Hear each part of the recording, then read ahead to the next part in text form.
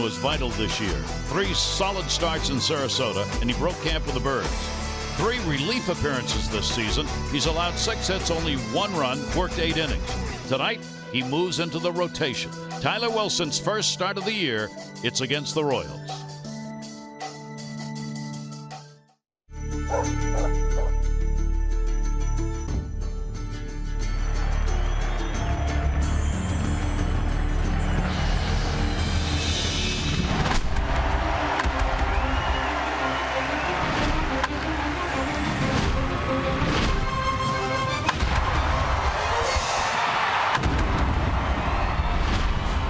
It's the Orioles on Masson and WJZ from Kansas City, the city of fountains.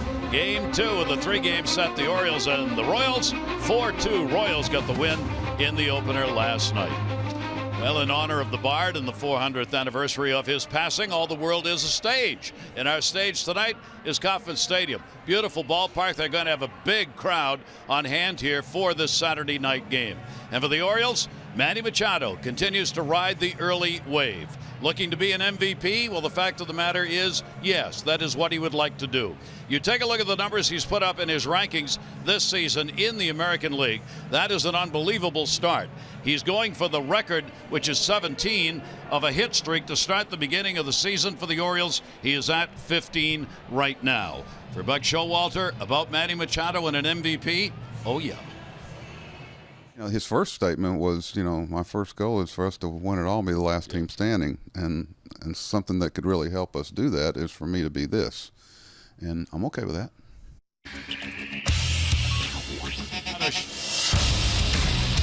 Manny Machado showing why it matters at the plate. His 6th home run in a ballpark that does not yield many. And of course in the field, Gold Glove. That one would end 1 inning, and the very next batter up for Kansas City to start the next inning, another play at third base that he makes look so easy.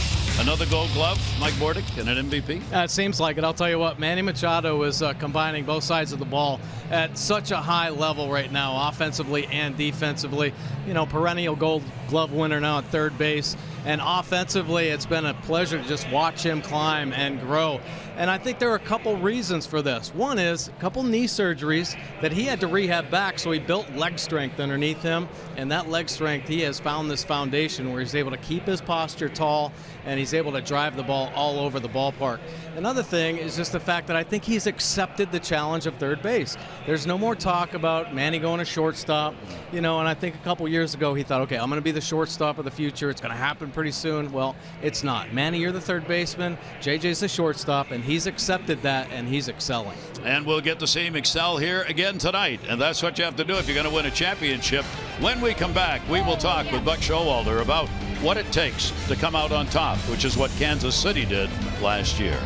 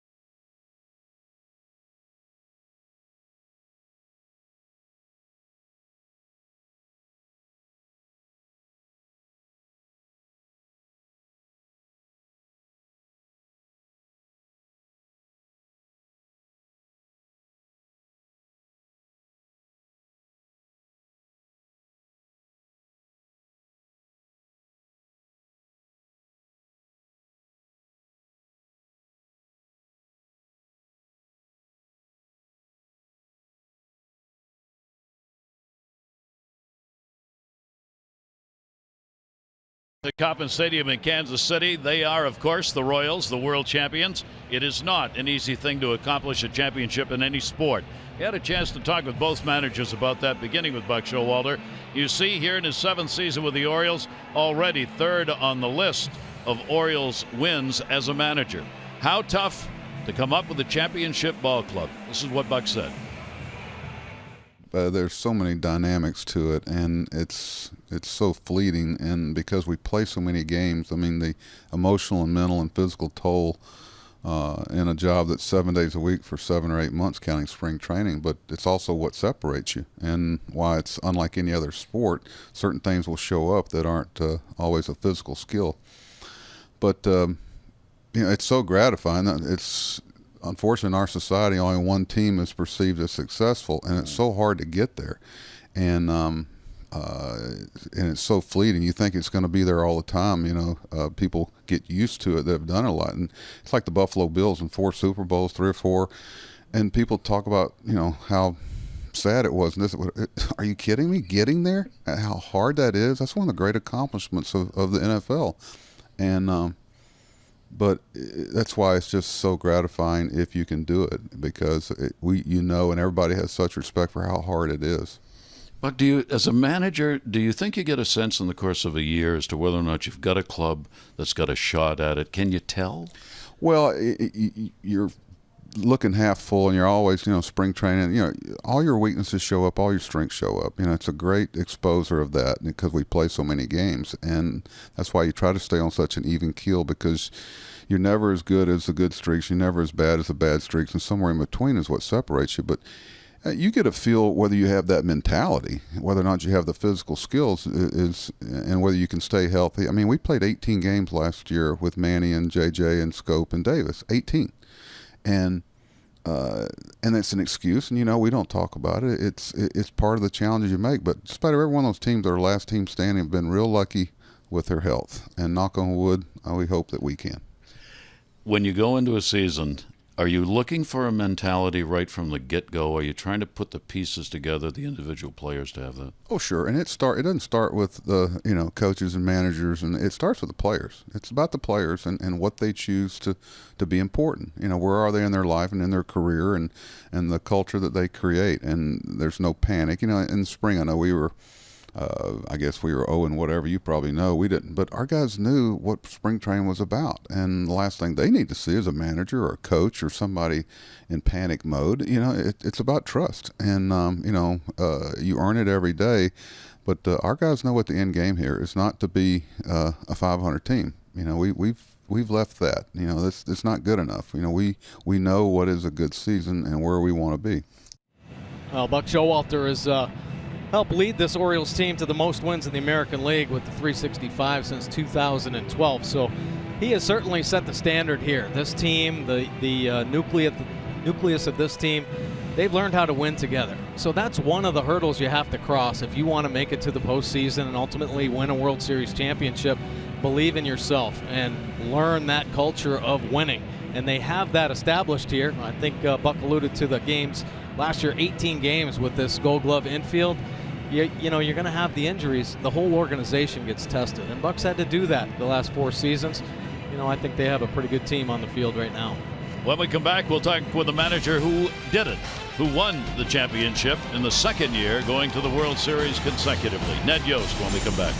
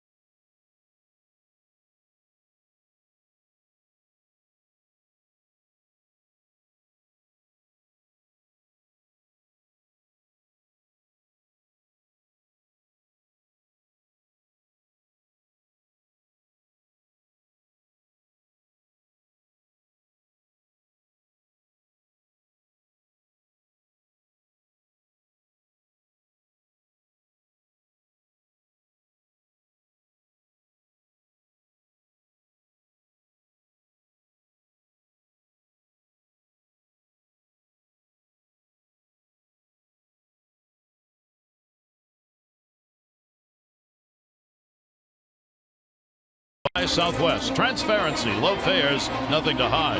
And by T-Mobile, get major league coverage. T-Mobile has doubled its 4G LTE in the last year. Back here at Kauffman Stadium, they celebrate a World Championship, handing out for the first 20,000 fans tonight a small replica of the championship trophy. Last year, they won 95 games, 95 and 67.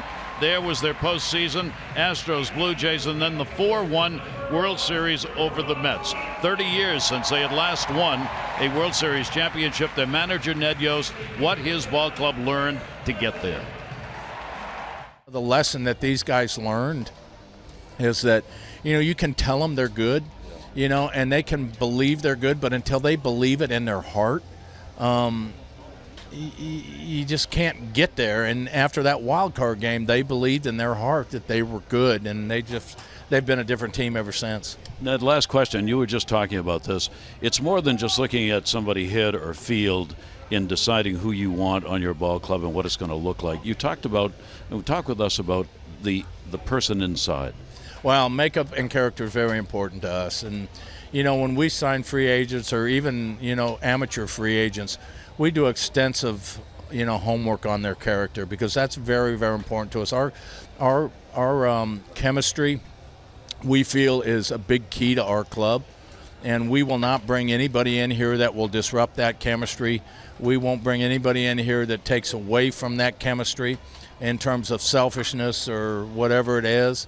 And our group is extremely close. We have 25 guys all on the same page. We have 25 guys that fight to the end and never stop believing, never stop competing till the last out is made. We have 25 guys that go out and play their heart out every single day. And they play to win. They don't play for individual stats. They play for team stats. And the biggest stat that you can have is wins. And I think that's the big part of our success. We're aggressive, yes. We're athletic, yes. Do we have an approach that you want to try to teach young kids? We're up hacking, but we don't strike out. So we have tremendous pitching. We have a dynamite bullpen, and you put all that together and special things happen.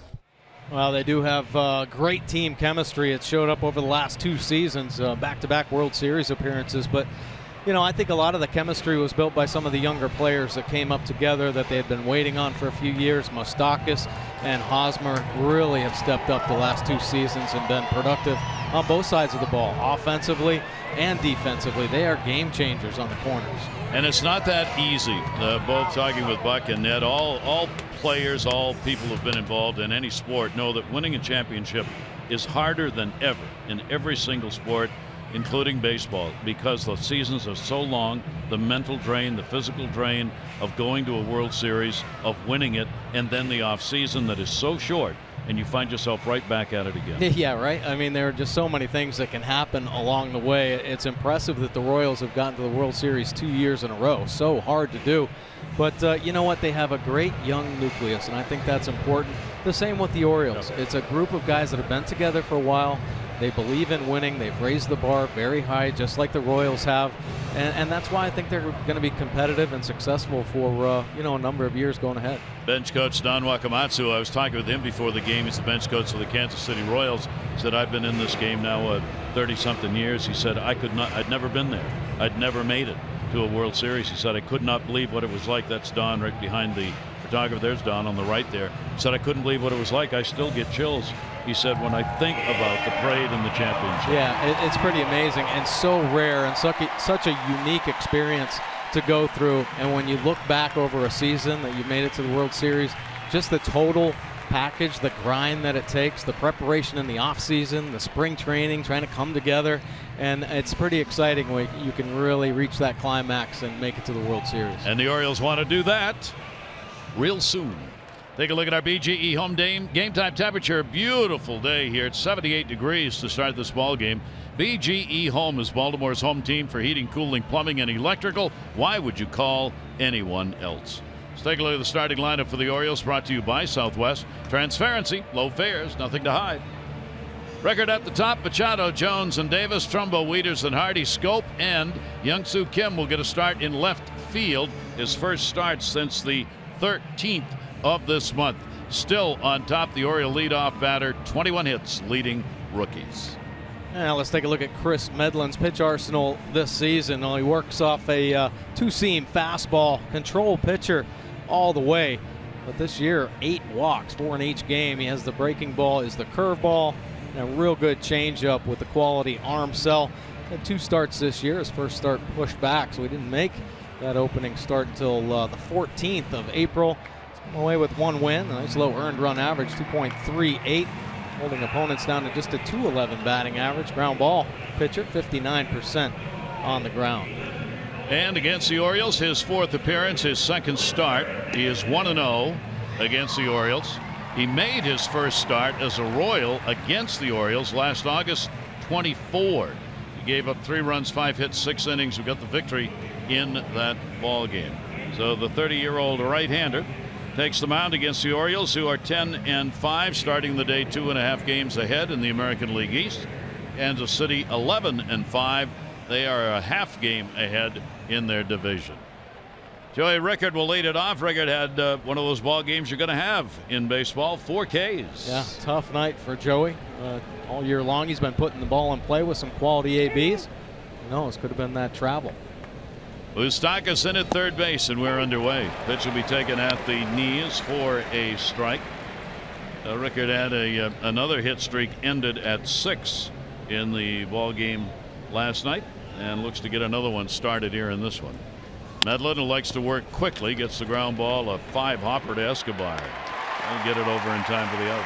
We'll take a look at the Royals defense behind Medlin tonight. Gordon, Kane, and Dyson in this Royals outfield. Escobar and Infante, double play combination up the middle. Moustakas and Hosmer on the corners, and Perez once again behind the plate. This is a Gold Glove caliber defense. Should see a lot of great plays here in this series. Manny Machado at 397 on top in the average department, and a lot of others. Extended his hit streak to 15 games in the ball game last night. So continues to move up on Davey Johnson's mark with the Orioles in Baltimore, which is 17 hits in consecutive games to start a year. And that one will be taken.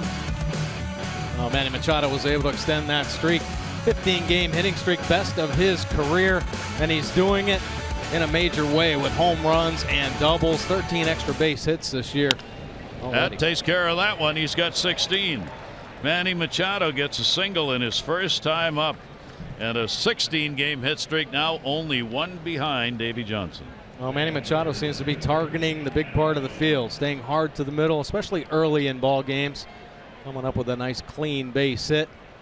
Body turn, hands come inside, keeps them tight. Get most power when your hands are closer to the body. Nice tight rotation there. Leading the team with 26 hits on the year. That'll bring Adam Jones to the plate. Adam had a 1 for 4 in the ball game last night. He has faced Medlin in a game and went 3 for 4 with a home run against him. So Adams had some great success in one ball game against the 30-year-old right-hander. Medlin is a pronounced ground ball pitcher. 59% of the outs recorded this year have been on ground balls. He'll look for the double play here. Swing and a miss, throttle back to 83. Nice little breaking ball right there. And command is certainly the key to Medlin, and command of all 3 of his pitches. So he'll be around the strike zone. Typically challenge hitters, work fast. It should be a nice matchup tonight. Wilson works the same way for the Orioles.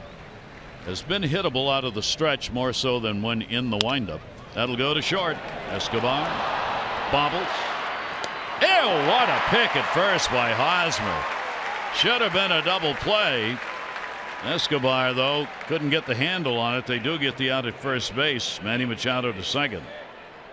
Yeah, almost the rare double error by one player here. Escobar couldn't quite handle the double play ball. I don't know if it kicked up on him or just tried to be a little too quick, but nice recovery.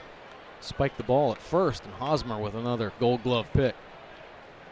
That was a whipsaw move over there at first base, wasn't it? Yeah, it was. He was digging a well. All right, Chris Davis up. Chris with the 0 for 4 last night. Runner on at second base now. The Orioles went 1 for 3 with runners in scoring position in the ball game last night, where they'd love to get on the board early here in this ball game. Let's see how much longer Medlin has to go in this inning. He should be on the bench right now. Right. But he's got to work, and when you give major league teams that extra out, which is what KC's done, oftentimes you pay for it. Yeah, absolutely an opportunity spoiled there for a double play ball. A good lead at second. He's stealing. Throw down, and again I ask why? Why? That's twice this year. Chris Davis has been left at the plate, bat in hand, with a runner at second in scoring position, both times Manny, both times trying to steal third. Why?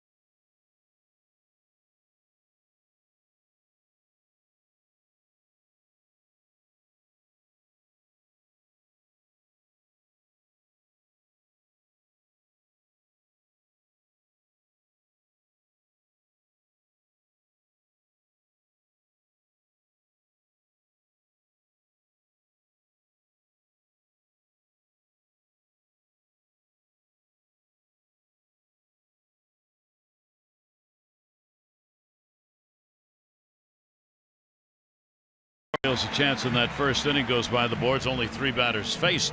Let's take a look at the lineup for Kansas City. It'll be Escobar, Moustakas, and Kane, Hosmer, Morales, and Gordon, Perez, Infante, and Dyson. Mike Moustakas with a 5-game hit streak and some big hits during the streak. Now let's take a look at Tyler Wilson's pitch arsenal this season. All of it coming out of the bullpen. First start of the year for Wilson. Fastball 62% of the time. Great command of that fastball, 2-seam it, cut it at times. Breaking ball, hard slider, and the change 12% of the time. He's a control pitcher as well. He'll be all around the dish. 1.13 earned run average in his work out of the bullpen. See, holding opponents down to just a 200 overall batting average. And ready to go to Escobar. Jumps on that first pitch. Manny Machado up, foul territory. Throw, and he got him. A little redemption right away by Machado at third base as Escobar, aggressive as always, went after it. Yeah, pretty impressive play here by Manny Machado. So how about the focus? He does not think about that stolen base attempt in the first inning, making that third out at third base here. They're showing the great range, and how about the arm strength from one knee? Perfect toss by Manny. So Wilson gets help right away from the defense. Here is Mike Moustakas. That 5-game hit streak extended last night. He went 3 for 4 with a home run and 3 RBIs. And the pitch will be taken away for a ball. Tyler Wilson out of Charlottesville, Virginia. He is 26 years old. In the minors, he never worked out of the bullpen. He had 88 starts in the minors. He went 32 and 24, 4+ years at the minor league level. Had good numbers. He had almost 50 more innings pitched than he had hits surrendered. He is a control pitcher. He was voted by Baseball America as having the best control of any pitcher in the Orioles organization. So he's going to be around the dish. 1-1 delivery on the way. Breaking ball and a good one in there for a strike. Yeah, and the ability to mix up all 3 of his pitches. It's very rare to find a pitcher who has plus command with all 3 offerings. Moustakas, 1 ball, 2 strike count. Shift on in the dirt. Now let's take a look at this Orioles defense behind Wilson tonight. Kim getting the start in left field. Adam Jones in center. Joey Rickard moving over to right tonight. Hardy and Scope will be up the middle. Machado and Davis on the corners. And Matt Wieters will be the backstop. 2 ball, 2 strike count.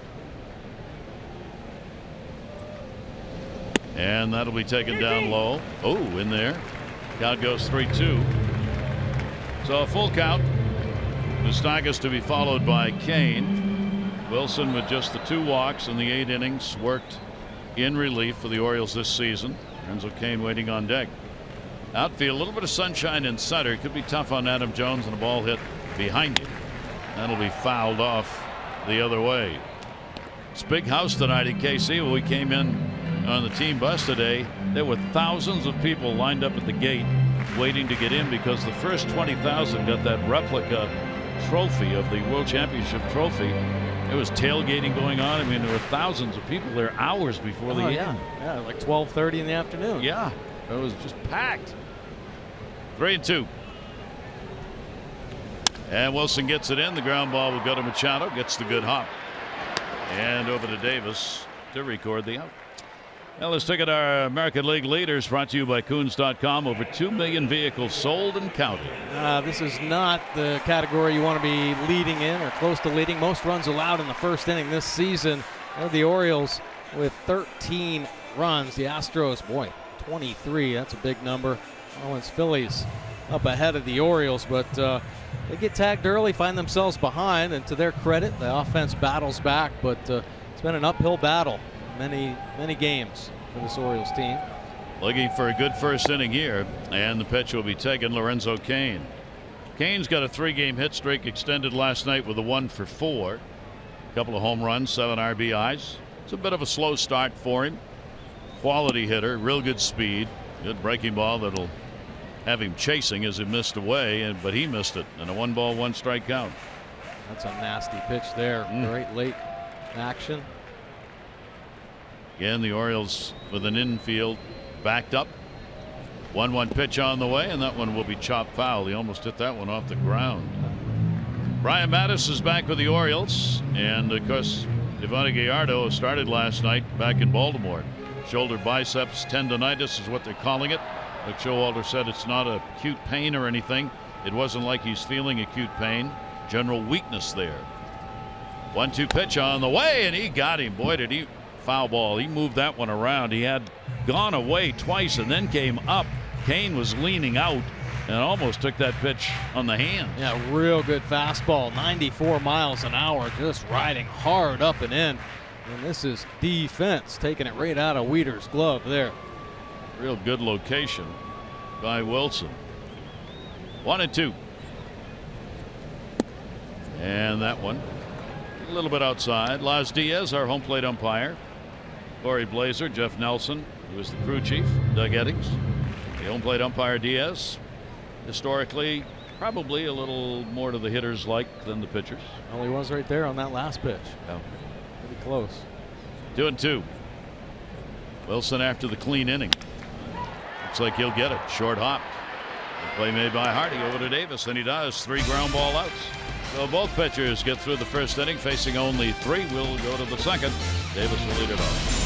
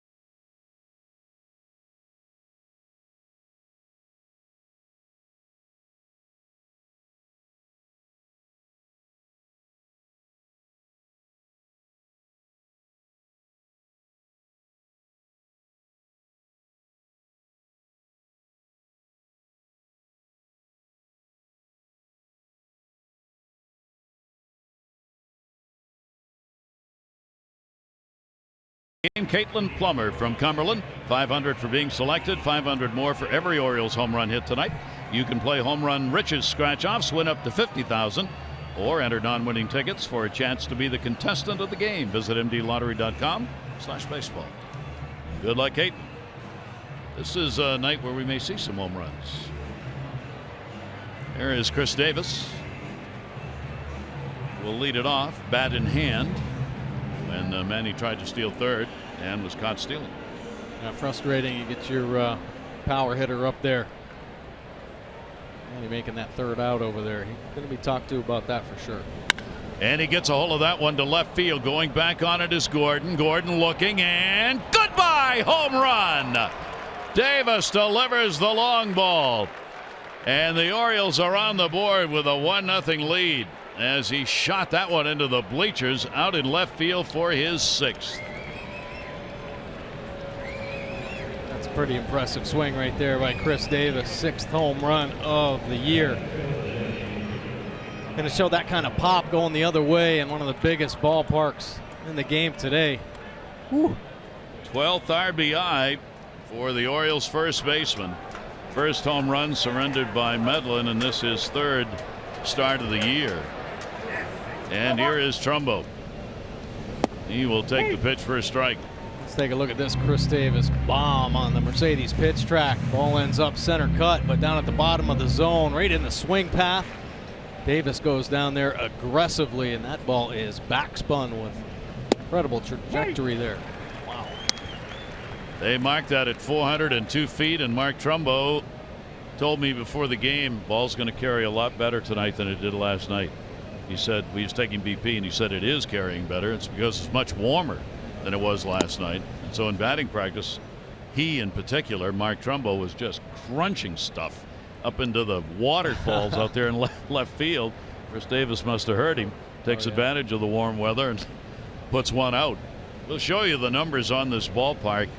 This Kansas City team is tailor-made for it. 1-2 delivery on the way, and Trumbo will go down swinging. A pretty nasty slider right there. Short, late bite. Take a look at the Mercedes pitch track here, and look at the late bite at the end on the slider. See how this ballpark does not surrender much. Last season in the American League, the fewest home runs were hit here. Triples, 2nd highest. Batting average, 4th highest. Runs, 6th lowest. And the ERA, 6th highest. This Kansas City team built on speed, gap hitters, doubles, triples, built for this yard. Yeah, well, it's a huge park in the sense that, all right, 410 to center field, but then it stays deep all the way to the gaps where it's 387, and it doesn't tighten up until the corners. That's into the sun in center. Kane looks as though he sees it. Does.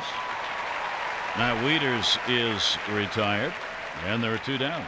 Don't miss the final chance to earn exclusive orange carpet benefits with a full or partial season plan. Great savings over a single game ticket cost, the most flexible exchange policy in baseball. You can find out about it at Orioles.com/season or call 888-848-BIRD. So Medlin with 2 down faced J.J. Hardy. J.J. had a 2 for 4 in the ball game last night and an RBI. Orioles were held to only 5 hits last night. That's the fewest they've had in a ball game this season. Yeah, their offense has been very consistent. Bottom third, some recent struggles. J.J. Hardy's been slid up into that 6th hole a few times, and he's actually been swinging the bat very well. Hardy gives the Orioles some real thump offensively in that bottom 3, which most teams don't have. That ball is going to miss, and the count goes to 3-0 from Medlin. Hitters last year hit 252 off Medlin. Pretty tough to get to. 3-0 delivery on the way, and he walks it. Oh, JJ just stood there and watched on that one. There wasn't anything close. What's wrong with that? So Hardy is on with a free pass. This ball club, as with all teams, absolutely hates giving up. Dave Island, pitching coach, doing a lot of pacing over there. Right. They count on their staff to get it done. KC does. That's how they win ball games.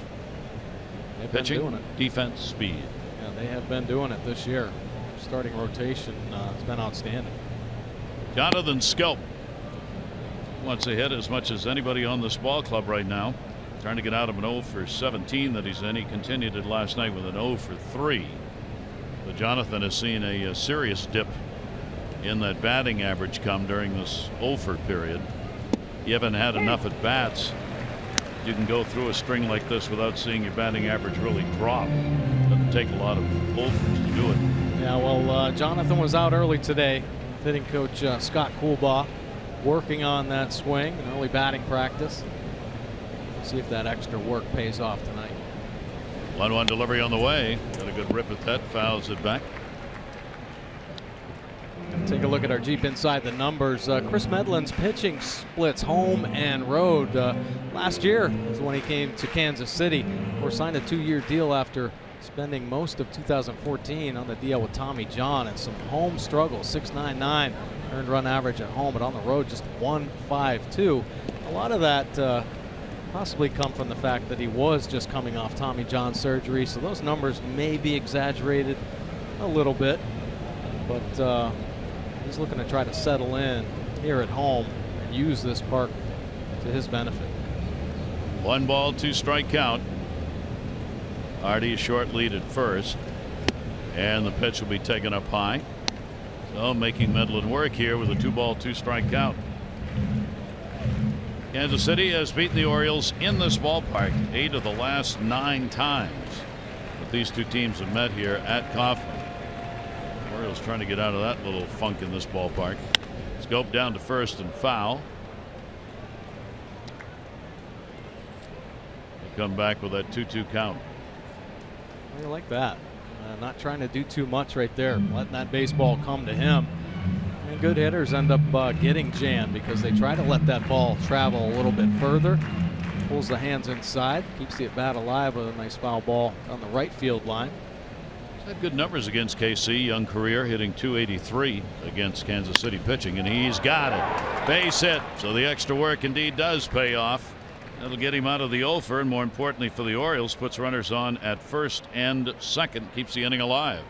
There you go. Scott Coolbaugh not showing a lot of emotion, but certainly appreciates the work these guys put in, and trying to make themselves as good as possible. And Jonathan Scope, good to see a smile on his face. Well, let's see if the Orioles can take advantage of it. Young-Soon Kim getting the start in left field. His last start came on the 13th of the month, as Buck Showalter continues to try and get him in. 4th game he has appeared in, only 6 at bats.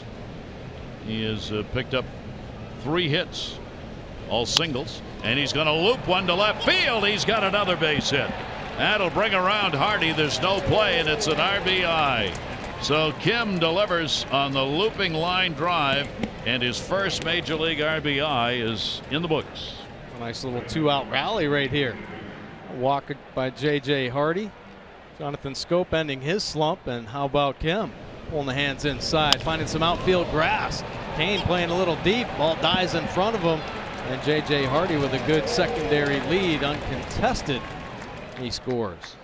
So the Orioles couple on here in the inning on the Davis home run, and another walk that they convert into a run. A 2-out walk to Hardy results in that second run. Rickard at the top of the order, grounded out his first time up, and will take the pitch inside for a ball. So the Orioles, after going 1 for 3 with runners in scoring position in the ball game last night, come away with an opportunity here, and Kim delivers. Are 2 down. 1-0 delivery by Medlin, and a check on it. It'll miss away. He's falling behind on hitters here, working from behind. Yeah, well, you know what? I think this Orioles offense kind of has some history as far as being an aggressive team. So trying to get some chases early in a count with some borderline pitches, but falling behind. That one will be taken. Joey Rickard going to make him work here. 2 ball, 1 strike count. Outfield bit to right, and the center and right move in. Kane and Dyson are in a few steps where they would normally play. real good lead for Jonathan Scope at second base. They're not trying to hold him. Breaking ball is in there at 83. Rickard had time to step up in the box on that one, but decided not to go after it. Well, you appreciate Joey Rickard's eye and his patience, but when you have two outs and a slider comes up like that, kind of staying on the same plane, better be ready to hit. You don't get many of those. Rickard will put that one up in the air. Kane started back, slows down. He was almost right where he needed to be. And we'll put it away. The Orioles, however, are going to pick up a couple of runs on 3 hits. Inning started. Chris Davis, home run number 6. That put the Orioles up 1-0, and they added another.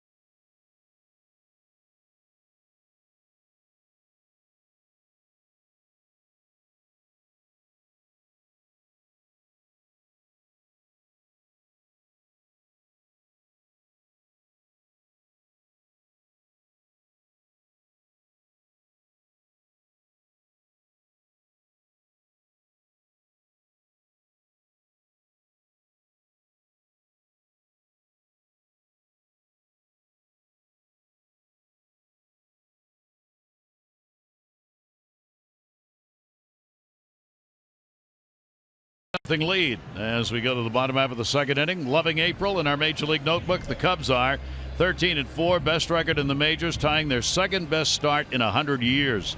The A's, they've won 6 out of their last 7. They did lose today, so that ends their road streak, now 7-1 on the road. And for Bryce Harper, leading the National League in home runs, RBIs, slugging, and probably most talked about so far in the first month of the season. Yeah, well, Manny and Bryce Harper, former teammates on USA team, both dominating their divisions. Yep, the 3 names: Trout, Harper, Manny Machado, all over the place here in this first month of the 2016 season. Eric Hosmer leading it off. That'll be a slow roller. Wilson, a good break off the mound, won't need to get there though. Save it'll play it, gets the out, and Hosmer's down. Well, still time for you to take advantage of the best family value at Camden Yards, the Junior Orioles Dugout Club. Kids 14 and under. The options include a choice of 2 6-game packages. Lots of benefits go with it, and friends and family can get tickets to those Dugout Club games for as little as $6 with lower level seating options available. Go to Orioles.com/Dugout Club. Lots of young fans on hand here, and that one for the Orioles. Pitch will be taken down low for a ball. Morales, the DH, switch hitter. Enters Morales, 1 for 4 and an RBI in the ball game last night at 259 now on the year. Shift in the infield all the way around, and Morales will take that one for a strike. Morales has always put up the big numbers against the Orioles. Dangerous hitter. 357 career average, 6 homers, 35 RBIs in 43 games against the Orioles. 1-1 delivery to him. That's headed right into the shift. Jonathan Scope in right field makes the play, and there are 2 down. Caption this. Check out @Masson Orioles on Instagram and provide your best caption for this photo. Mike has worked on this all night. Yes. 3 commentators are going to win an autographed Orioles prize pack and the Green Turtle gift card. Watch every O's game with us, and the Green Turtle Sports Bar and Grill hang local. Give us a caption out there, sports fans. Don't say where's Waldo. 2 down, nobody on. Gordon coming up and an 0 for 3 in the ball game last night. He'll take that one to left field. Coming hard, Kim. That's going to fall in front for a base hit. 2-out single. Well, not a bad pitch by Wilson. Kind of a jam shot out in the left field. Take a look at Kim. Not a lot of playing time this year in the outfield. He wrangles that little ground ball, keeping Gordon at first base. Oh, Alex Gordon on with 2 away. Salvador Perez, the catcher, he had an 0 for last night. Ended up going 0 for 3. Gordon has 1 stolen base. The one time he tried, not a big lead at first, held by Davis. Wilson's delivery to him. Oh, he got that one. Left field, Kim going back at the wall, and goodbye, home run. Off the waterfall. Number 4 for Perez. Tie game.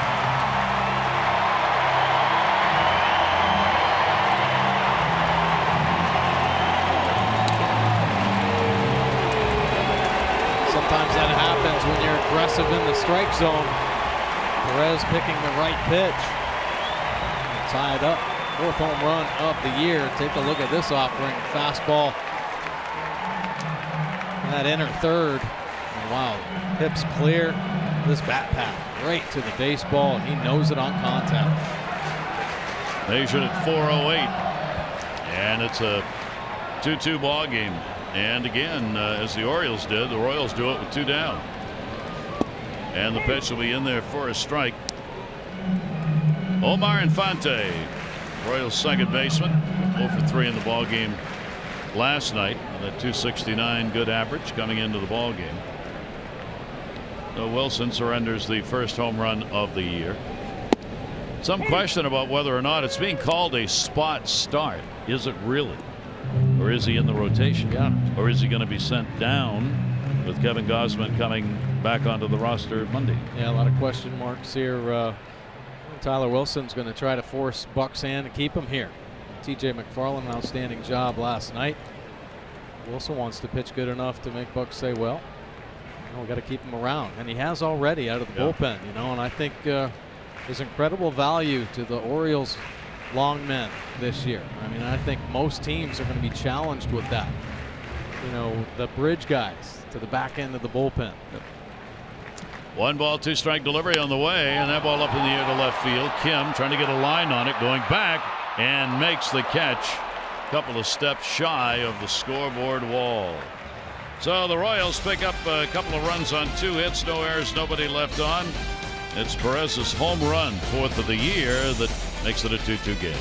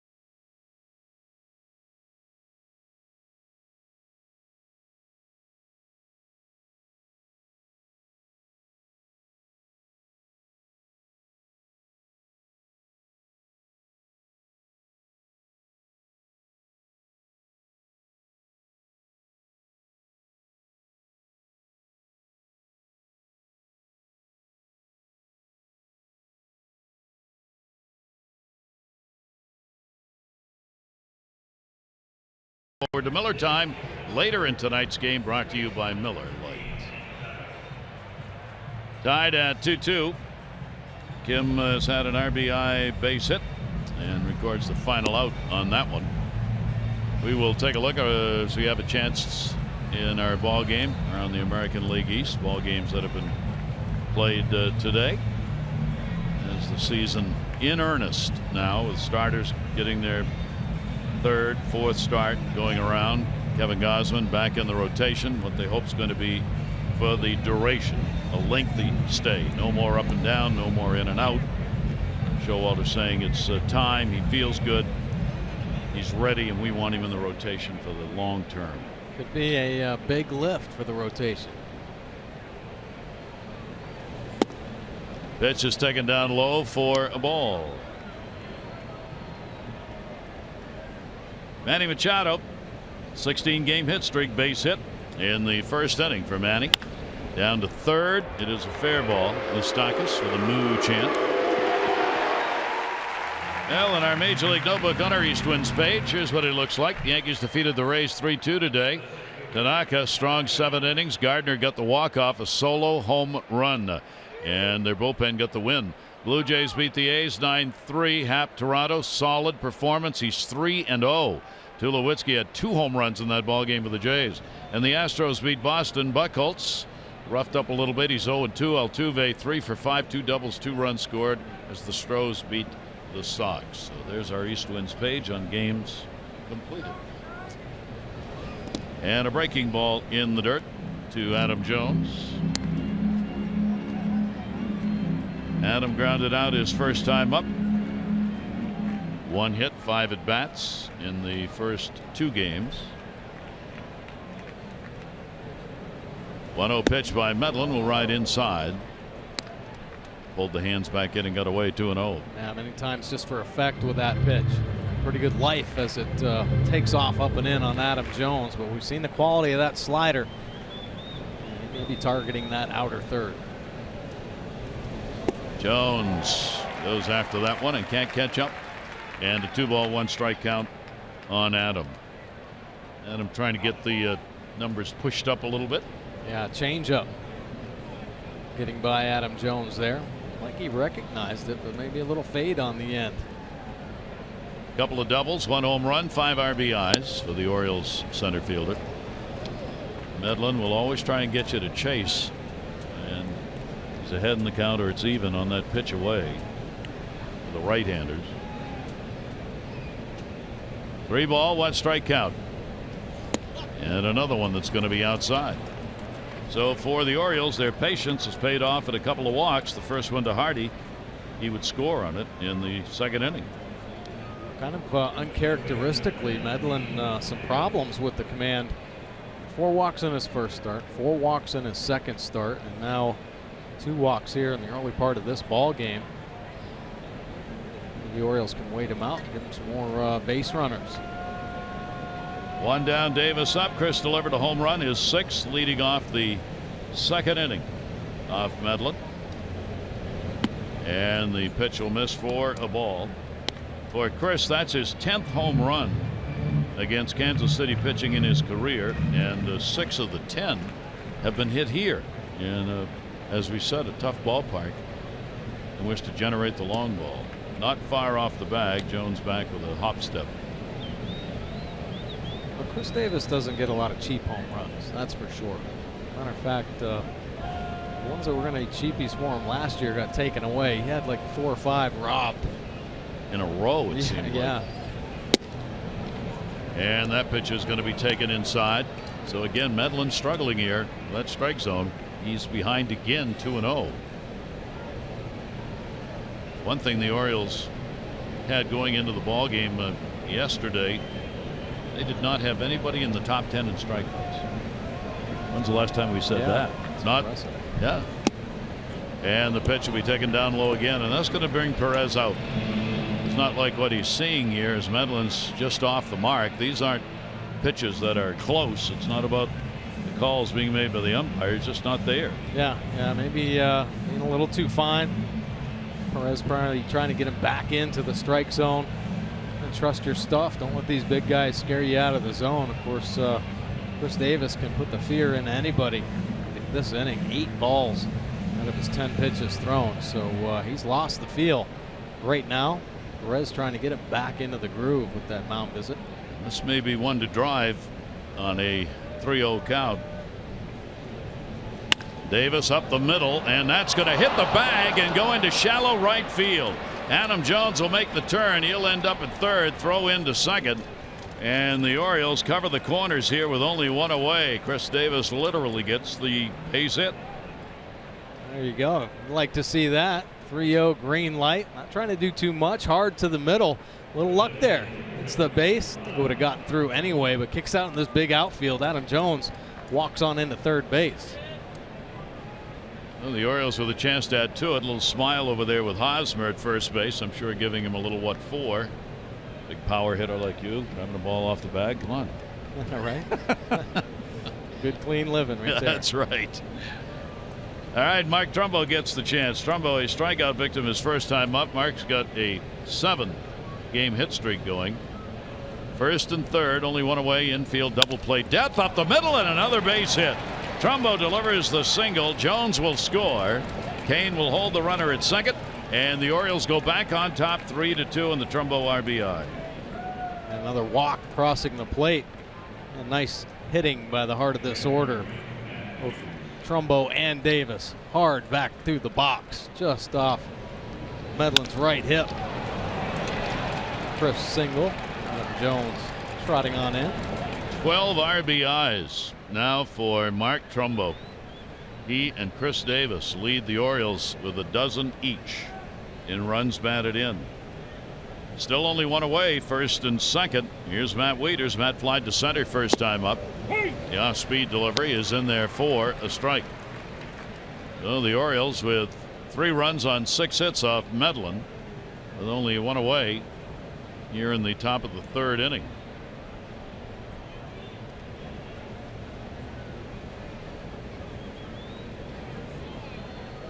Runner close at second. The 0-1 delivery swung on and missed. Again stayed back at the 83-mile-an-hour pitch. Our Maryland Live Casino inside the numbers. Oh, how about the on-base percentage? Baltimore Orioles leading the American League with a .342 on-base percentage.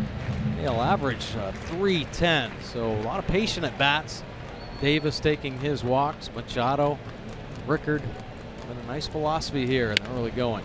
That ball up in the air, not deep. Shortstop Escobar backing up. Infield fly rule. 2 down.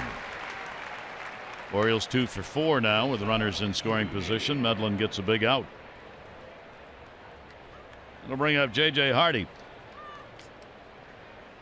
J.J. the chance here with 2 away. Orioles have been outstanding this season. Early on here in the first 3 weeks, they've been on top or close to it in the 2-out RBI department. And obviously those are big because they're not easy to get. Davis off second base, Trumbo off first, a run in on the Trumbo single. And the pitch will be taken outside for a ball.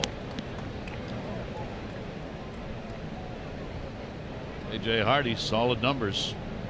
280, a couple of RBIs. Getting on base. He had that walk with 2 down in the 2nd inning.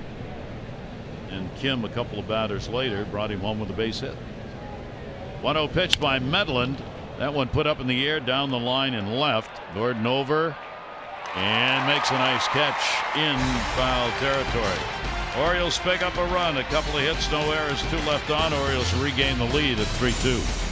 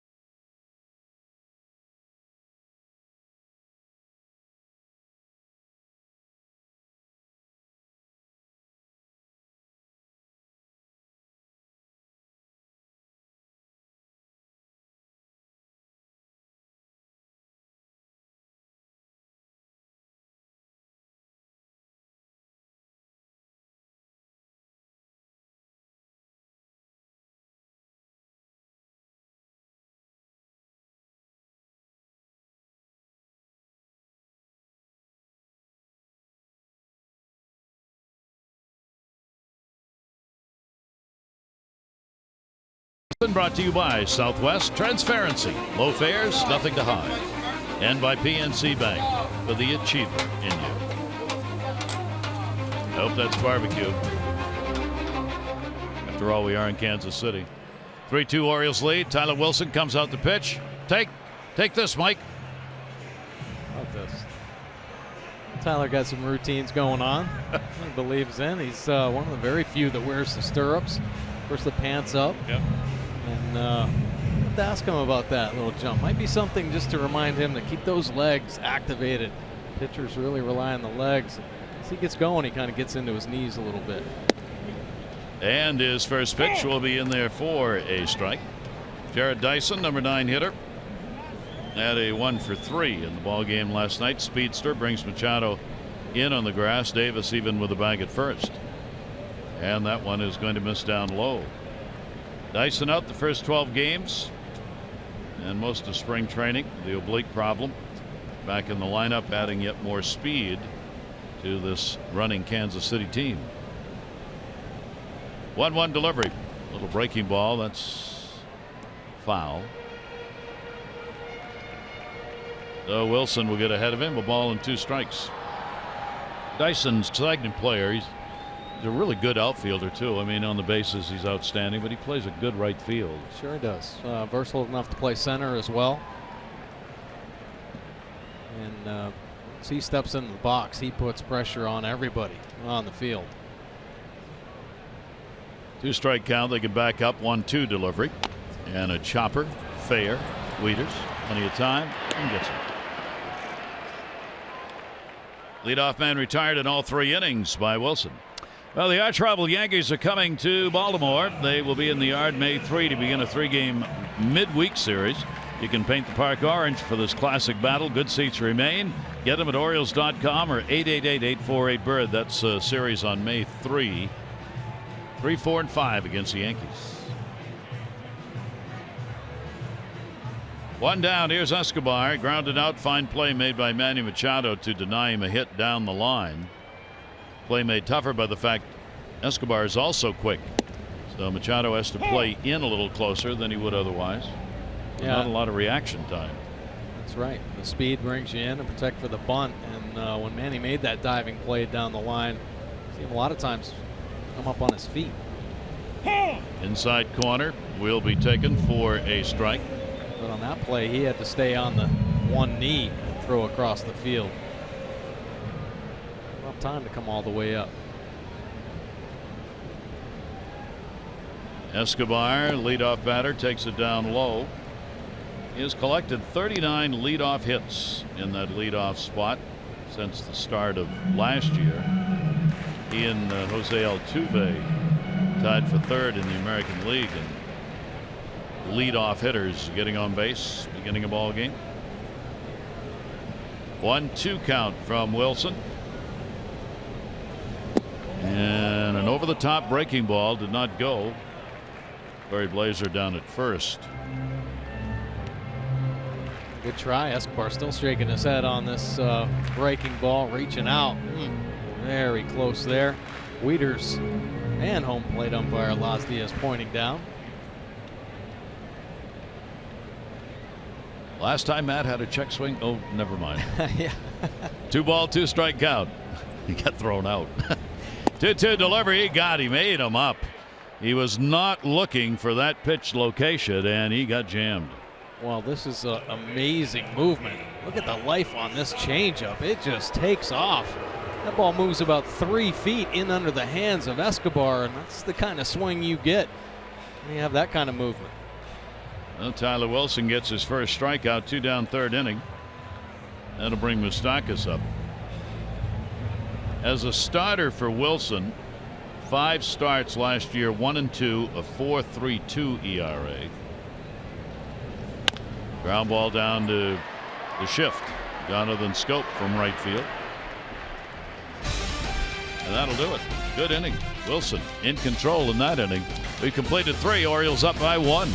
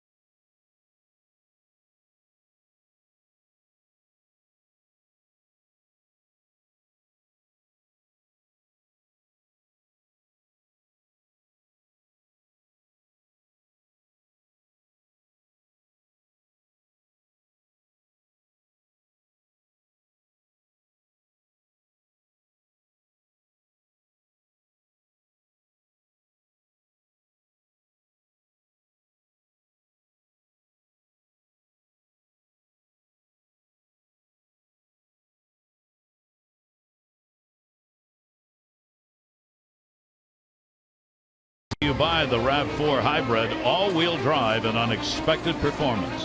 Visit buyatoyota.com. Gary Thornton and Mike Bordick here in KC. The Orioles trying to even it up after the 4-2 loss last night. It's a long season. It's like a merry-go-round. Round and round, up and down. See what you get if you win the World Series? What? You get that if you win the World Series. Wow, you get a merry-go-round? You get a merry-go-round. See, now that alone is worth winning the World Series. Have a merry-go-round. That's nice. Very nice. Medlin has walked 2, strikeout 1. Wilson, no walks, 1 strikeout. 3-6-0 for the Orioles, 2-2-0 for the Royals.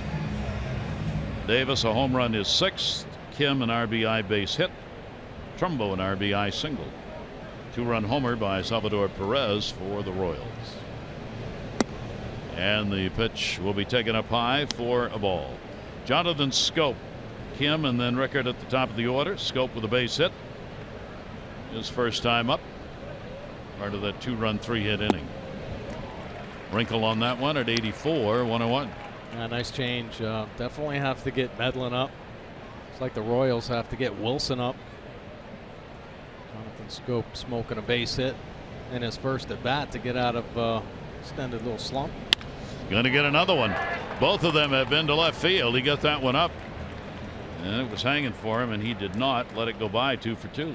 Our PNC minor league report brought to you by PNC for the achiever in you. Now let's take a look at David Hess, right-handed pitcher, just 22 years old.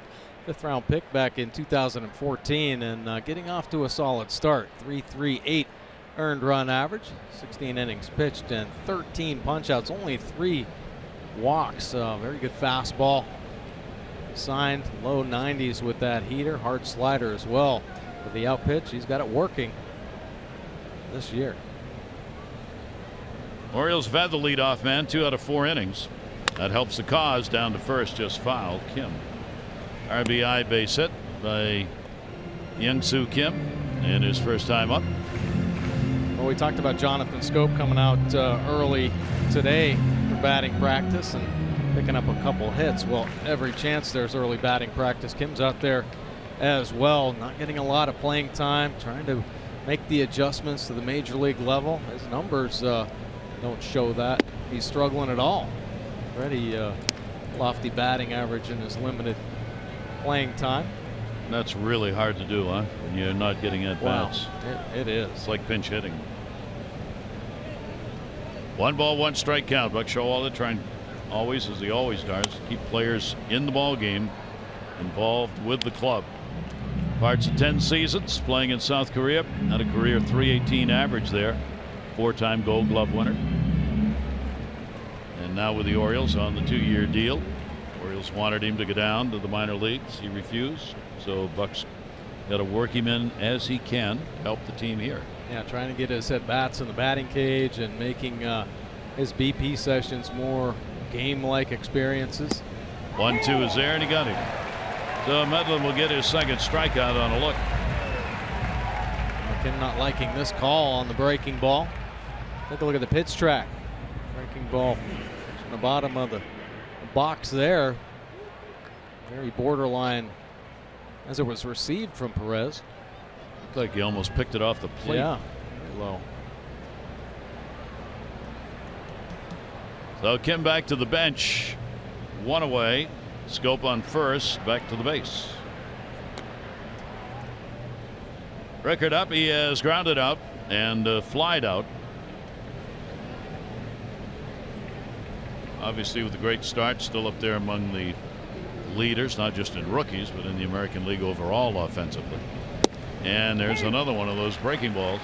85 miles an hour. 83, 84, 85 with movement. Yeah, and the command, you know, the ability to throw it any time in the count. I think with Rickard, he's already getting kind of a scouting report on him as far as taking pitches. Be nice getting their heads a little bit, jump on some first pitches. That'll go to short. Escobar, Infante. I don't think so.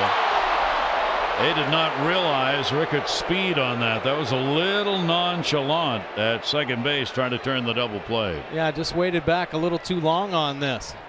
The Escobar onto Infante, and just a little too patient there. Not in any rush, no urgency, but Rickard always quick out of the box. When he starts his swing, that back foot comes around, and he's already got a half step going.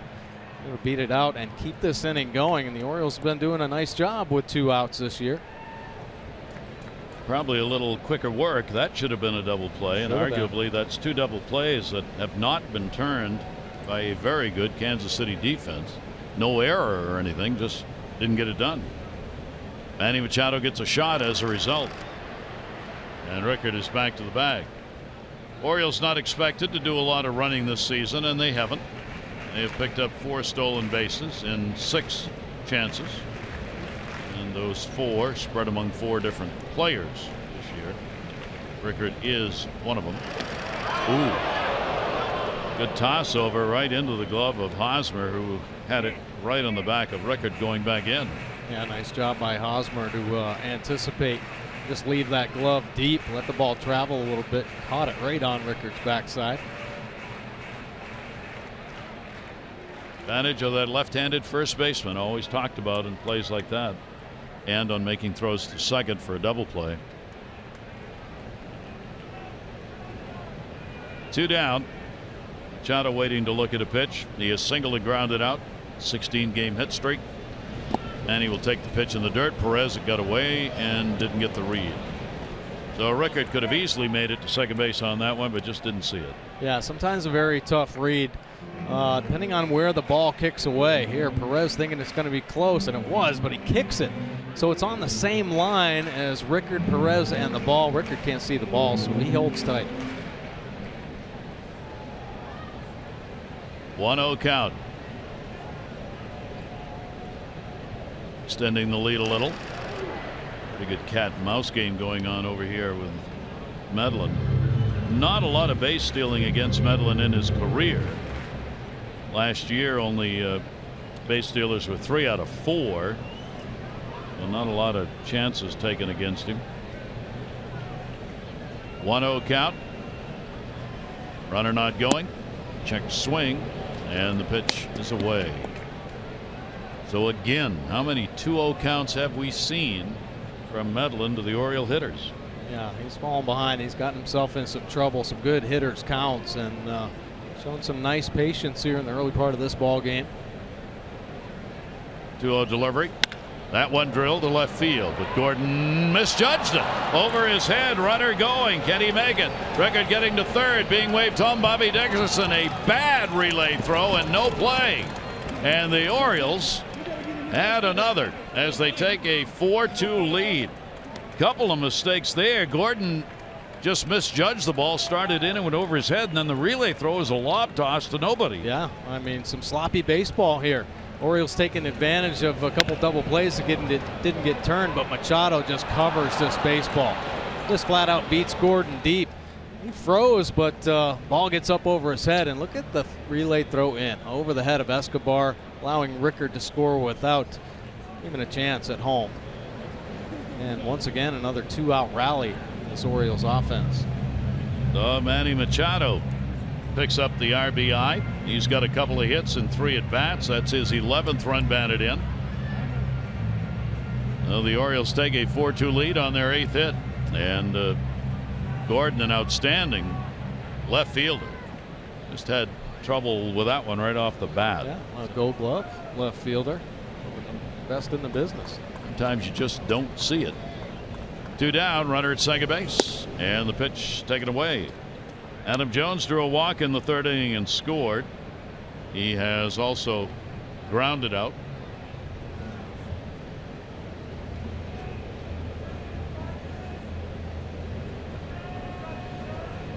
Good lead at second base, and the pitch again taken away, and here we go again. Count goes to 2-0. Medlin just unable to get ahead of hitters, not willing to attack the Orioles in that strike zone early in the at bat.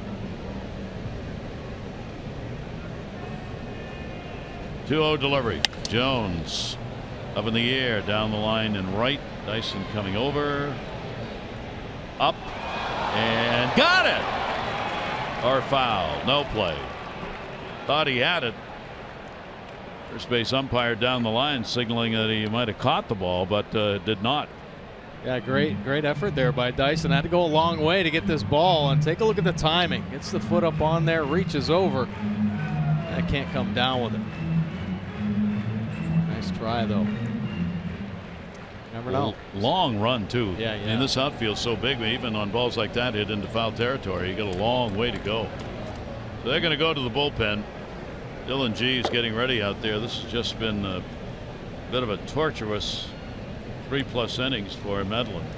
Well, I think to some degree you really have to credit the Orioles offense not being over aggressive early, because he's really trying to get them to bite on some borderline pitches. Jones check swing and a pitch inside, did not go around Corey Blazer. Elias Diaz behind the plate. If you're the first third base umpires, you really got to be paying attention. He doesn't, on the check swings, he immediately goes to the umpire on the corner. Yeah. Doesn't even worry about anybody asking. 3 ball, 1 strike delivery on the way to Adam, and that's going to be inside. Wow. So he has walked 3 in the ball game, and the Orioles keep it going. And for the Royals, not going to add to that. No. Take a look at the Jeep inside the numbers. Major League leaders this season. Most games a starter allowing 2 or fewer runs. The Royals, 14 games. A pretty impressive run for this Royals rotation. The Orioles able to get on Medlin tonight. So a discussion at the mound and a little more time in the bullpen. Dave Island, the pitching coach, will trot back, having had his 30 seconds. Marshall McLuhan used to say it was 15 seconds of fame that everybody looked for in the modern day and age. Baseball has made it 30 for the pitching coach. Chris Davis, a home run and a base hit. Machado's got a couple of hits. Jones has got a couple of walks. Davis, a couple of hits. Scope's got 2. That one down the line, and that's going to fall in for a base hit. That'll bring Manny Machado home. Jones going to third. They got Davis hung up now. The run has already scored. They got Jones at third base. Adam jockeying, and everybody's safe. Nobody covered second. Kane tried to get in from center field, but nobody was there. And this defense of the Kansas City Royals really not in sync in this game. Yeah. You don't expect this out of one of the best defenses in the business. Of course, reigning World Series champs. Nobody on the backside. Davis staying very aggressive. The Orioles are running the starter. So that will do it for Medlin. A short start as the Orioles take advantage of every opportunity. Every door opened by Kansas City in this game, be it walks or misplays on defense. The Orioles have found a way to convert it to a run, and they've got a 5-2 lead.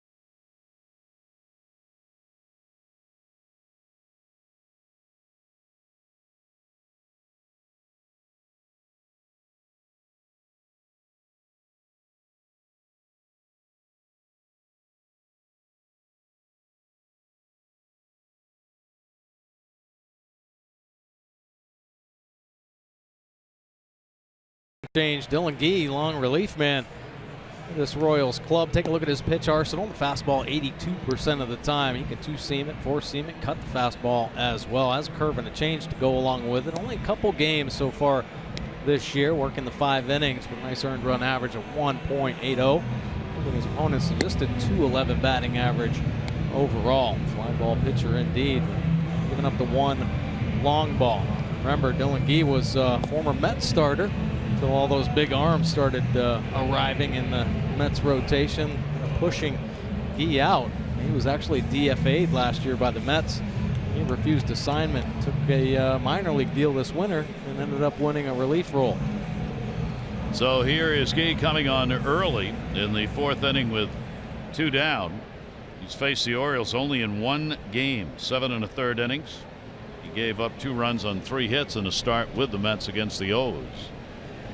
And the first pitch will be blooped down the line in right field by Trumbo, and that's going to fall in for a base hit, and 2 runs will score. Jones and Davis, one behind the other. Plenty of time with the hang time on that. And Trumbo's got his 3rd RBI of the ball game, and the Orioles have a 7-2 lead.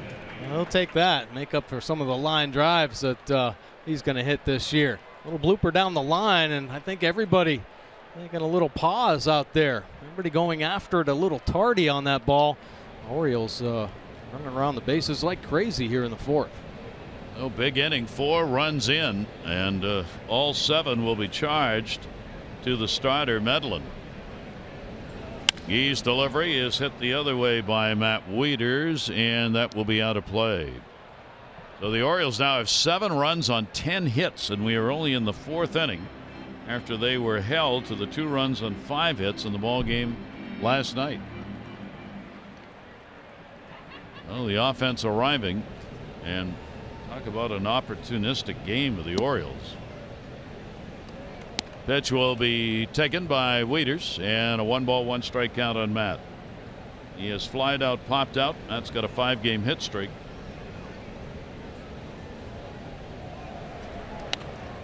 Reaching for one, fouls it back.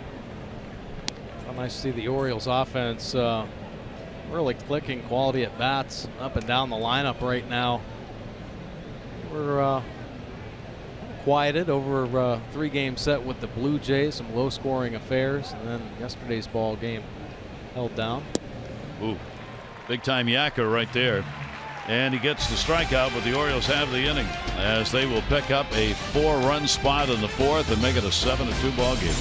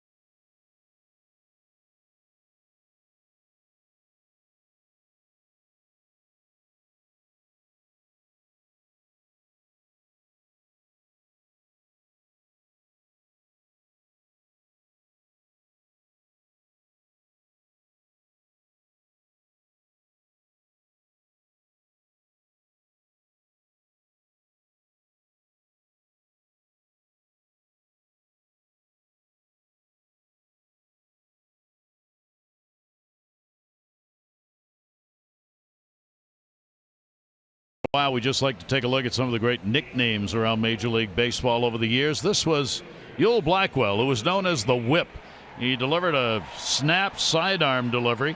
See, he played with the Reds, the Yankees, Kansas City A's, and Vince Scully once said of Blackwell that opposing hitters were genuinely afraid of facing him. He threw hard, came down from the side, and for the right-handers, it was like Ooh, staying in the box was not easy. That's where the whip came from for Ewell Blackwell.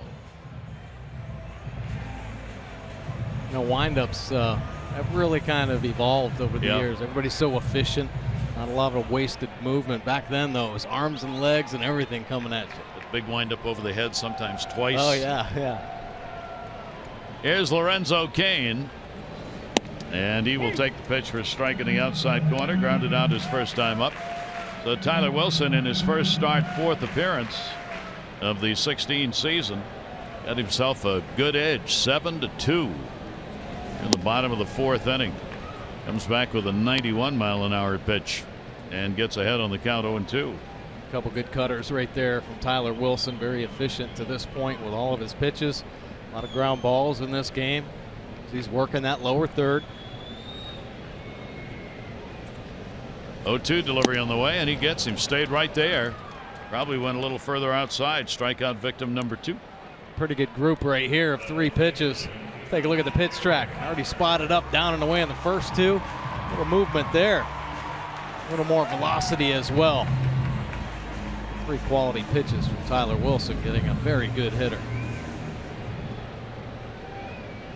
Eric Hosmer with a ground ball out first time up. 12-game hit streak for Hosmer, who's really upped the average.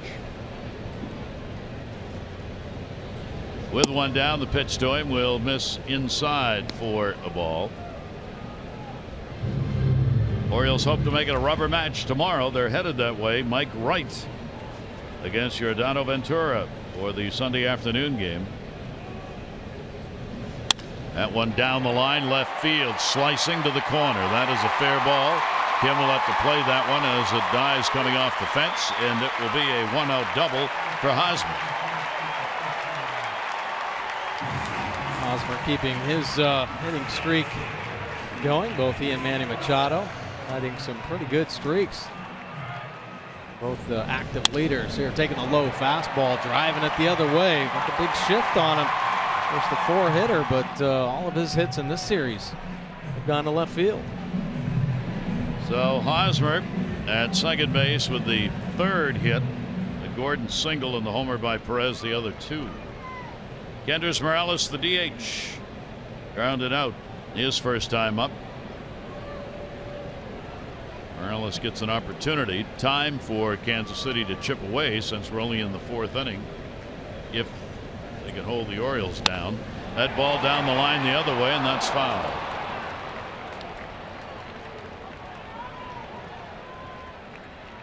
Got around on it a little too much as far as he's concerned. Well, you know, it's kind of a get me over breaking ball there. 78 miles an hour. So it gets him out in front a little bit, and a good thing. As Morales is just looking for a strike out in front because gearing up for first pitch heater. So all it is a hard strike foul. And that pitch will be away and also a little bit low. First opportunity in the ball game with a runner in scoring position for the Kansas City Royals. They were 1 for 7 in the ball game last night, winning it 4-2. J.J. Hardy right behind Hosmer at second. A very short lead. Delivery to Morales is in the dirt. Meters makes the stop on it, and the count goes to 2-1. Take a look at this efficiency. Wow, only 43 pitches thrown to this point. Nice job by Tyler Wilson. Last season as a starter, 5 starts, 1-2 for Wilson, ERA of 4.32. Back in that role again for this game. 2-ball, 1-strike delivery to him. That one is popped up in the air to center field. Going back onto Jones, chasing it back near the wall, and makes a nice running catch. Runner will tag and move up. But the play for the second out, a good one by Jones. Ooh, that ball just kept going and going on Adam Jones here. Morales squaring it up, and at first Adam just takes a look. He freezes, and then it takes off. Look at the closing speed. He realizes it's going. He's on it. Got a beat. Be afraid of the wall? Not a chance. Coming down with the big second out. Wind is blowing right to left in this ball game, and it will, on balls like that, help them towards left field and center. So 2 down, a runner at third base. There you see the flags in right field. Gordon up, base hit, and a run scored ahead of Perez on the home run in the second inning. Alex Gordon takes the pitch inside for a ball.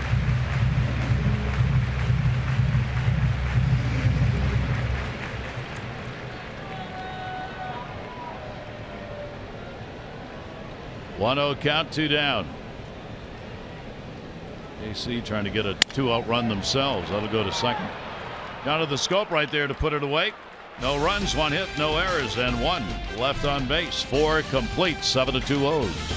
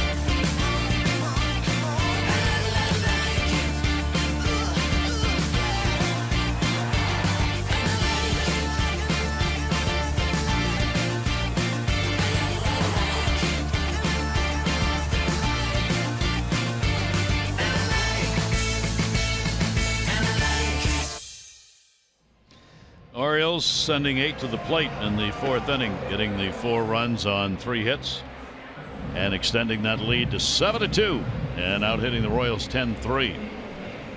J.J. Hardy will lead it off for the Orioles. Scope and then Kim do up.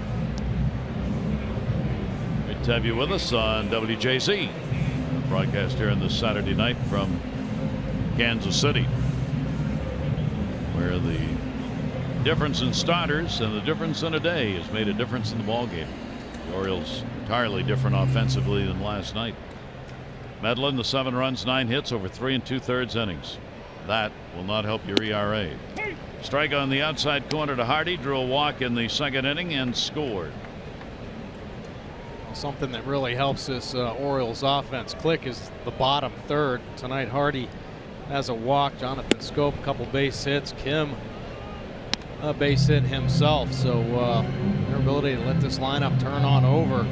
Big boys at the top starting to produce. A little more relaxed tonight for Buck Showalter so far. 1-1 delivery to the hole. Moustakas gets it. Can he get the out? His throw. Wow.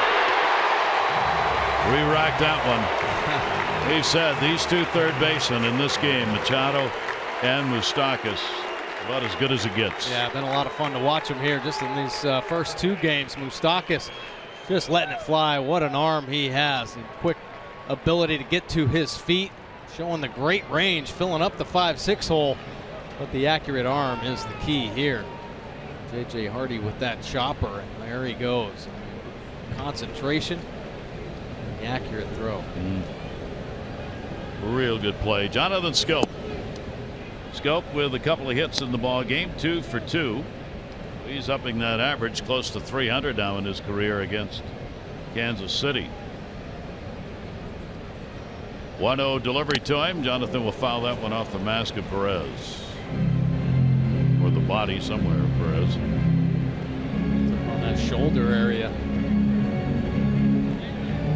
Shake that out. Up on the collarbone. Take a look here. Good fastball. Oh, squares him up good.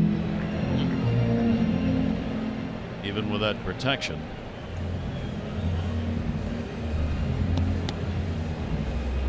JJ over there with Caleb Joseph. Asking, how did I not get a hit on that? Yeah. How'd that happen? He was sniffing that base hit. He's taking so many away. He knows how hard it is to get one through the infield. 1 ball, 1 strike count. Give Perez a little time to regroup. And the pitch will be taken outside.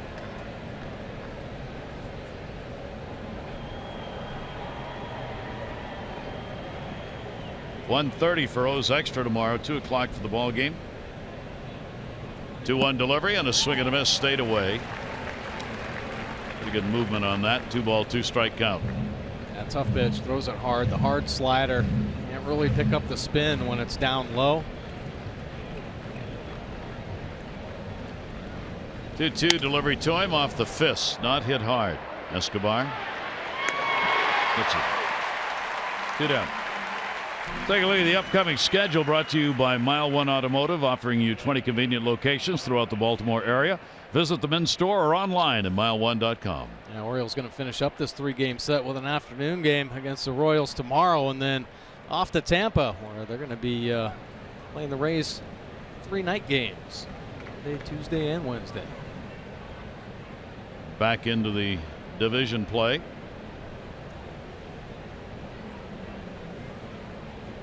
Right, going to get the start tomorrow. Did the ball very well in his last outing. 2 down here, and the pitch taken for a strike.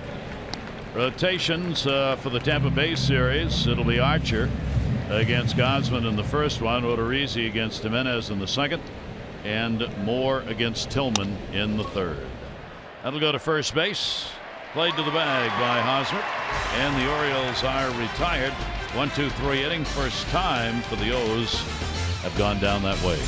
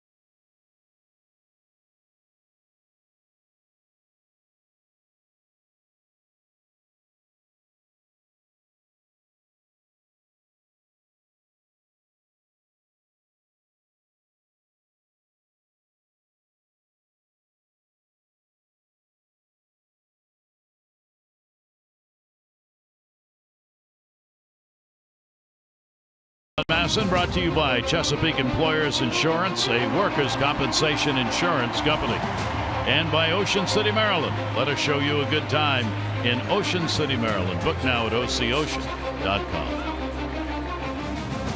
With Mike Bordick, I'm Gary Thorne. The Orioles up 7-2 before a packed house here in Kansas City. First start, Tyler Wilson, 26-year-old right-hander, 2-2 in his major league career, and looking for the victory in this ball game as he takes it to the bottom half of the 5th inning. Throwing the ball very well. Great command in this game. And very efficient as well. Only 46 pitches thrown. Mixing it up nicely. That's his game plan. See the focus. Great competitor on the bump. Perez home run came in the second inning after Gordon had a 2-out single. He would score ahead of him. Salvador Perez leads it off and takes the pitch outside for a ball. Buck Showalter, when he talks about Tyler Wilson, says he does everything well. You know, he controls the running game, pounds the zone with all of his pitches. He competes at a high level. When you put all those qualities together, you get a real good total package, and that's why he's had success at every level. And even when he's been challenged in different roles, he's done a nice job. Off to a great start working out of the bullpen this year. Last year, 5 starts and 4 appearances in the bullpen. So, learning how to become versatile. Dave Wallace back in the Orioles dugout. Sure, he's happy with the way Tyler's throwing. Anything to save that bullpen. Both the Orioles bullpens thrown 3rd most innings coming into the ball game in the American League. Here's the 3-0 delivery on the way. It's taken. It is in there for a strike. Wilson has not walked anybody. Has a couple of Ks. Perez out of Venezuela, 25 years old.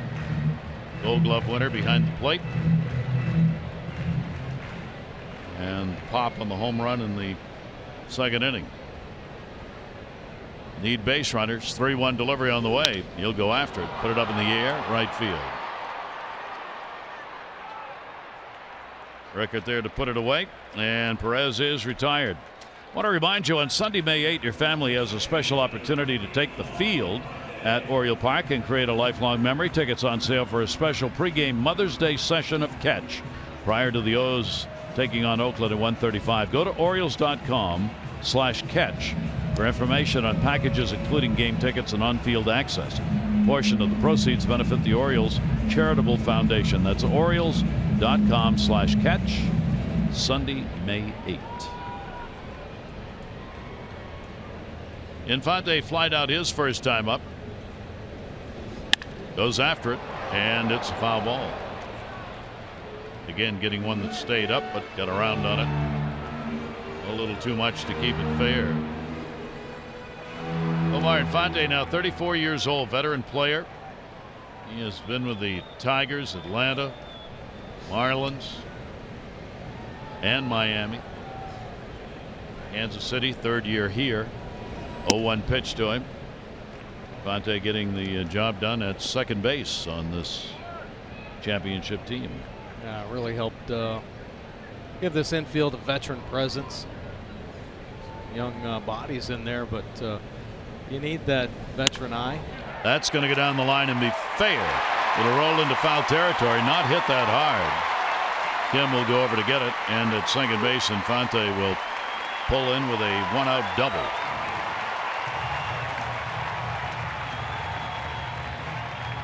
Take a look at this swing from Infante. Change up, working on that inner third, but it stays on the plate a little too long. Infante finding some outfield grass, just hugging that left field line. Easily cruises into second base. That'll be hit number 4 for the Royals. And Infante's 6'2" bagger. He's a doubles, triples hitter with that speed. He still has. And speaking of speed, Jared Dyson. Dyson, a little topper at the plate thrown out by Matt Wieters. His first time up. 1 away. Nice to slash that one and fouls it off.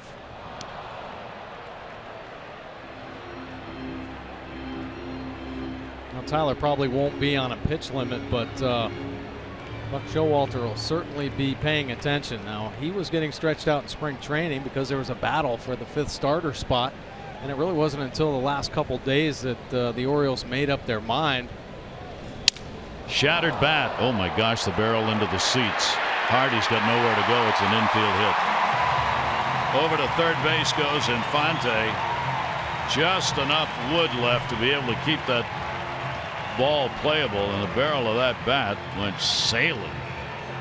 Yeah, sometimes it's not a fair game. Tyler Wilson, good pitch right here. Look at that movement, just riding in on the hands, and there goes the bat head up into the stands, and no pace on this ball at all. J.J. Hardy's got to eat it. The Royals threatening here with just the 1 out. Runners at first and third. It's the team that's used to making comebacks. They did that last season in the postseason. Look at this. Oof. Right off the label. Left with just the handle. The Royals last year, 11 games in the postseason that they won. 8 they won coming from behind. Alcides Escobar up. They got a long way to go in this one. And what Wilson wants now is that ground ball. Try and turn 2. Tough to do on Escobar. He's got good speed. First and third, 1 away. Escobar 0 for 2. He's grounded out, struck out. Pretty good lead at first by Jared Dyson.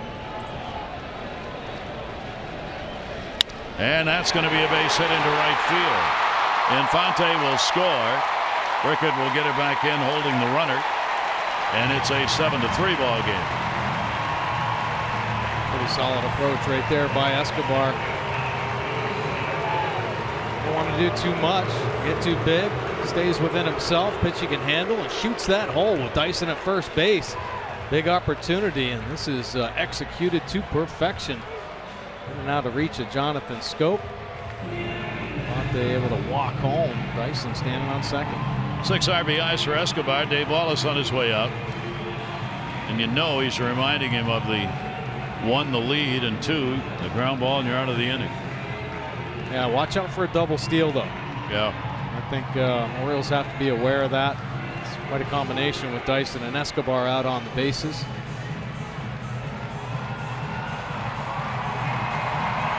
Ryan Maddux just activated today. Left-hander in the bullpen. Power bat of Moustakas at the plate. 2 on, 1 out.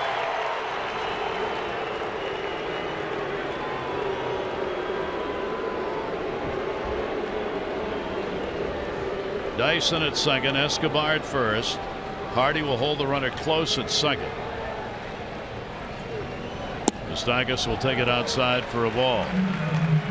2 out of 3 stolen bases for Dyson. 4 for 4 for Escobar.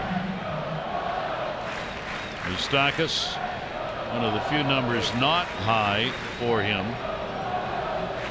Runners in scoring position.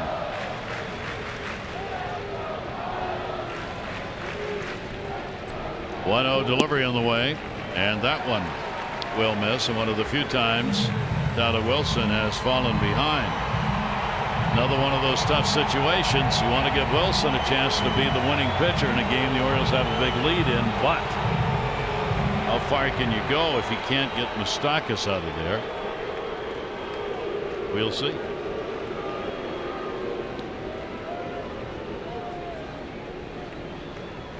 Two-0 count, 1 down. Runners not going. Down the line and foul. Well, another approach going the other way. I think that's a big tell about this Royals team. Many times they don't get outside of themselves. Try to do too much. They're not trying to hit home runs when they step up here at Kauffman Stadium. Field's too big. They try to use the whole field. Out some doubles. Spray the ball around. Last Sunday, Moustakas was hitting .214. Now he's hitting .281. Hot bat. 2 ball, 1 strike delivery by Wilson. Taken, good location, kept it down at the knees. And a 2 ball, 2 strike count on Moustakas, who has grounded out twice. Area base runners, Dyson the lead at second, Escobar at first. 2 for 4 for KC. Runners in scoring position so far today. Here's the 2-2 delivery and a chopper.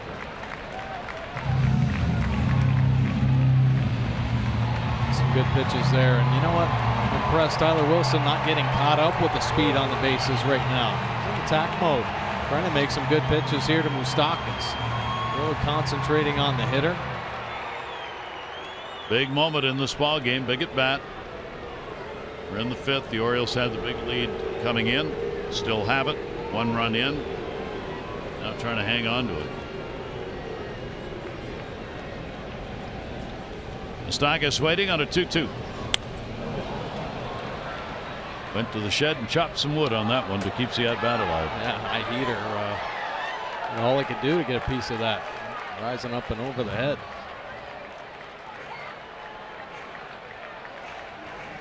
Seven pitch at bat, checking on the bullpen whether ready to go.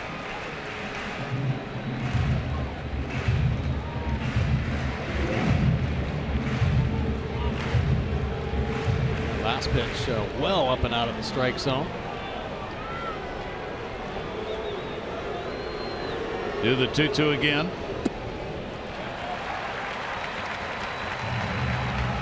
Three balls, 2 strikes, 1 out. 2 speedsters on. Dyson and Escobar.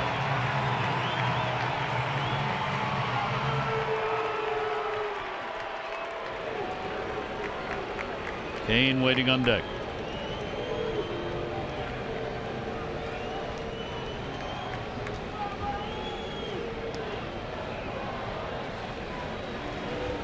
Three-two. Hardy's right on the base at second. Runners do not go.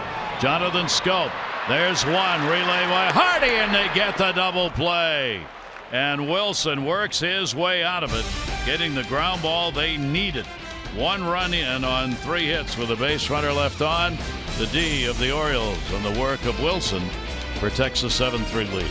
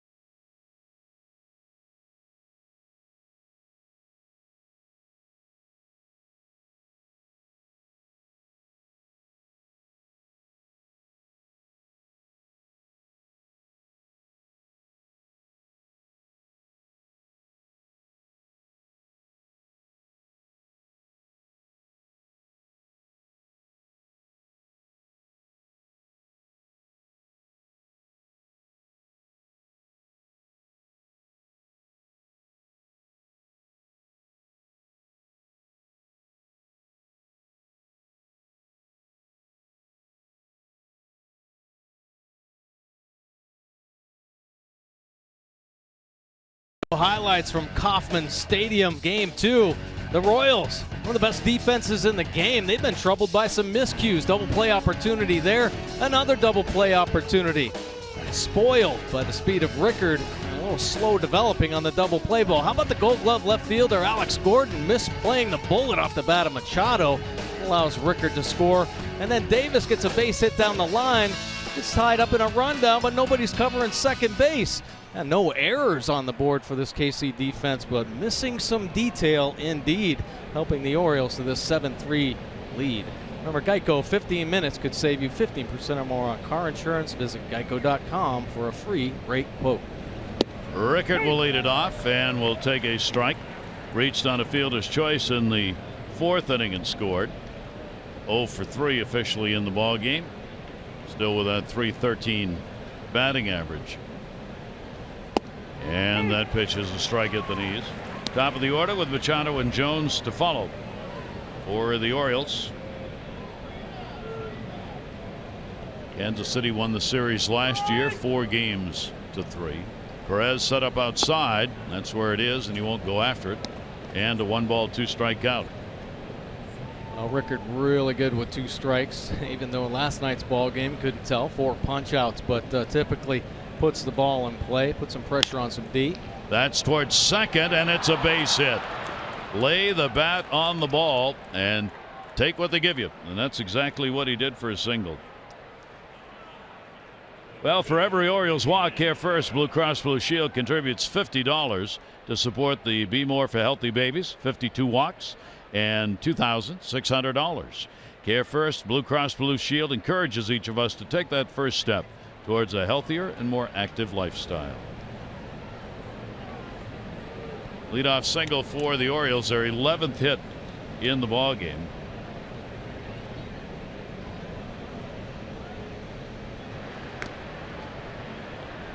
Not a big lead. Rickard easily on the laydown back to the bag. Manny Machado has picked up a double, a single. He has scored a run and has picked up an RBI. Pitch to him is going to be in to back him off the plate. So the hit streak up to 16 games. He is the first Oriole to hit safely in the club's first 16. Even though Davey Johnson holds the record of hitting in 17 consecutive games to start a season, Davey sat out one game during that stretch. We actually, while he had a 17-game hit streak, it came in an 18-game span. Yeah, Manny's riding a games played streak right now. Yep. As well, 107. This is his 178th game. Back he goes. Now you're talking about the Orioles, and not really known for speed and stealing bases, but one thing they really paid attention to in spring training was overall base running. It's going first to third, being aggressive on balls in the dirt. Then he lifts that one high in the air to shallow center. Kane, oh my gosh, they got a force at second. I don't know if Kansas City didn't get any sleep last night or they're looking at all the handout small championship right? trophies, but this is really bad defense. They get a break on that. Yeah. But Kane came in as though the rest of the team was going to catch it. It was his ball. Yeah, everybody's looking at each other. Nobody really wanting the ball right now. This isn't how you play it. And this isn't how we're used to seeing the Royals play the last couple of seasons. They are just ultra aggressive. Guys, everybody goes after the ball, typically on this team. Of course, of a long season, you have ball games where you don't play your game. And for Kansas City so far, this has certainly been one of them defensively.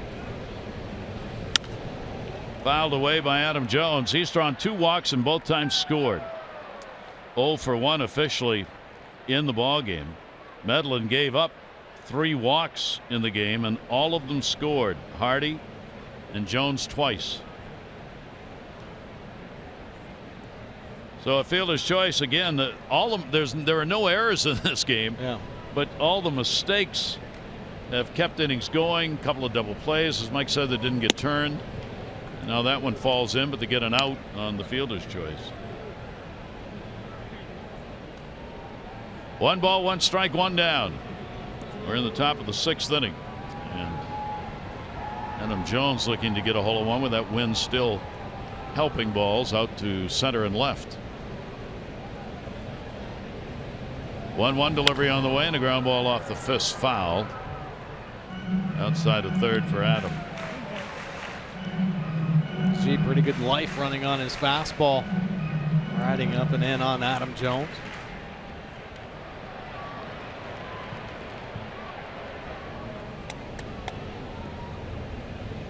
Manny Machado at first base now, not taking any kind of a lead. Hosmer holding the bag on him. 1-2 delivery on the way and a swing and a miss. That one fell off the table. Second strikeout.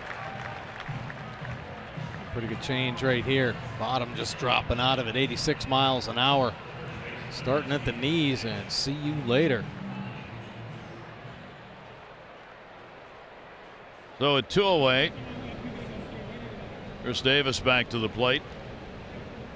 Chris has had a 3-hit game, 2 singles, a home run, 2 RBIs. And the pitch is for a strike. Our Alexis Towson drive of the game. And Chris Davis getting into one in the 2nd inning. A solo shot, a bomb to left field. Oh, that one's going to get away. It'll be backed up, though, and the runner's got to go back. Infante fell down trying to play that rebound off the stands. What a game.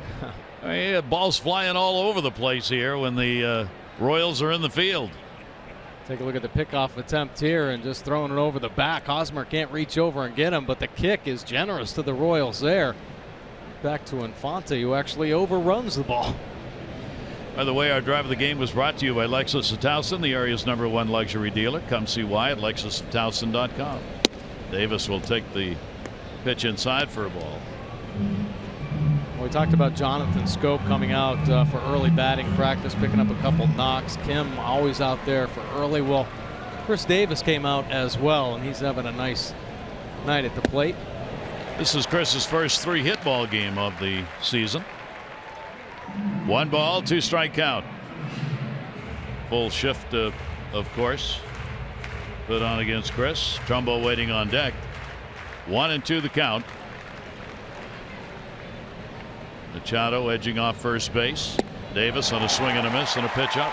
Unhappy with himself on that one. Orioles no runs on 1 hit, no errors. 1 left on base. Orioles lead it 7-3.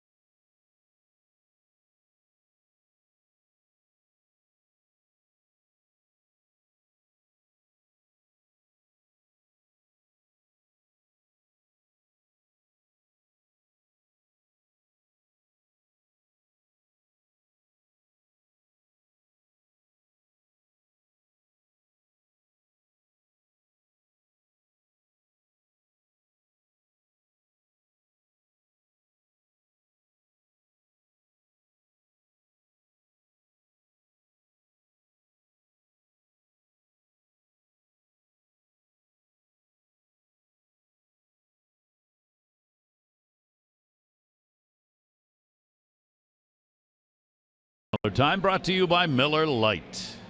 Well, Kansas City, some troubles defensively, but the Orioles have been solid all year long. Manny Machado flashing the leather down the third base line from a knee, right on target to get Escobar. And how about Adam Jones, Gold Glove center fielder? Ball starts drifting on him, but good concentration up against the wall, hauling in a huge second out. And Tyler Wilson finding himself in a little jam, need a double play. Great pitch here. Scope to Hardy on to Davis to clean up the inning. Tyler Wilson having himself a fine ball game. Adam Jones participating at the plate and in the field. Tyler Wilson working his way into the 6th inning of this game. Middle of the order, Lorenzo Cain inside for a ball. Cain has struck out, grounded out, 1 hit, 6 at bats in the first 2 games. Couple of home runs lifetime against the Orioles with a .268 average. 1-0 delivery. He'll take the strike on the inside corner. They're going to try and draw some walks if they can, but Wilson's been unwilling. No walks, 2 strikeouts. Just let the ball be in play. The Orioles, as you saw, backed him up. 1-1 delivery. Yikes. Left that breaking ball up there a little bit, 78 miles an hour, and Cain gets a good look, puts the foot down, and would almost reload on that. Very healthy cut. Fouled straight back. 3 hits in his last 13 at bats, and that one will miss, maybe a little low and inside. 2 balls and 2 strikes. Orioles 2 in the second. Royals tied it up that same inning. Another one in the third, and then 4 runs in the 4th inning before a 1-run 5th for KC. Chopper off the end of the bat. Bobble Davis thrown away. Hits the facade. I don't know. Maybe it's a disease that's spreading. Well, I will say this. A play that the Orioles work on, and you don't see it too often from teams, where Chris Davis doesn't typically go after that ball. So maybe a little brain cramp there. Davis will give way to Jonathan Scope. Scope right behind him. And reason being, you try to eliminate a pitcher being involved in a play. So that will be it for Tyler Wilson. Deserved a little better fate in which to leave the ball game, but he leaves with a chance to be a winner. 7-3 lead. Brian Mattis, left-hander, coming in.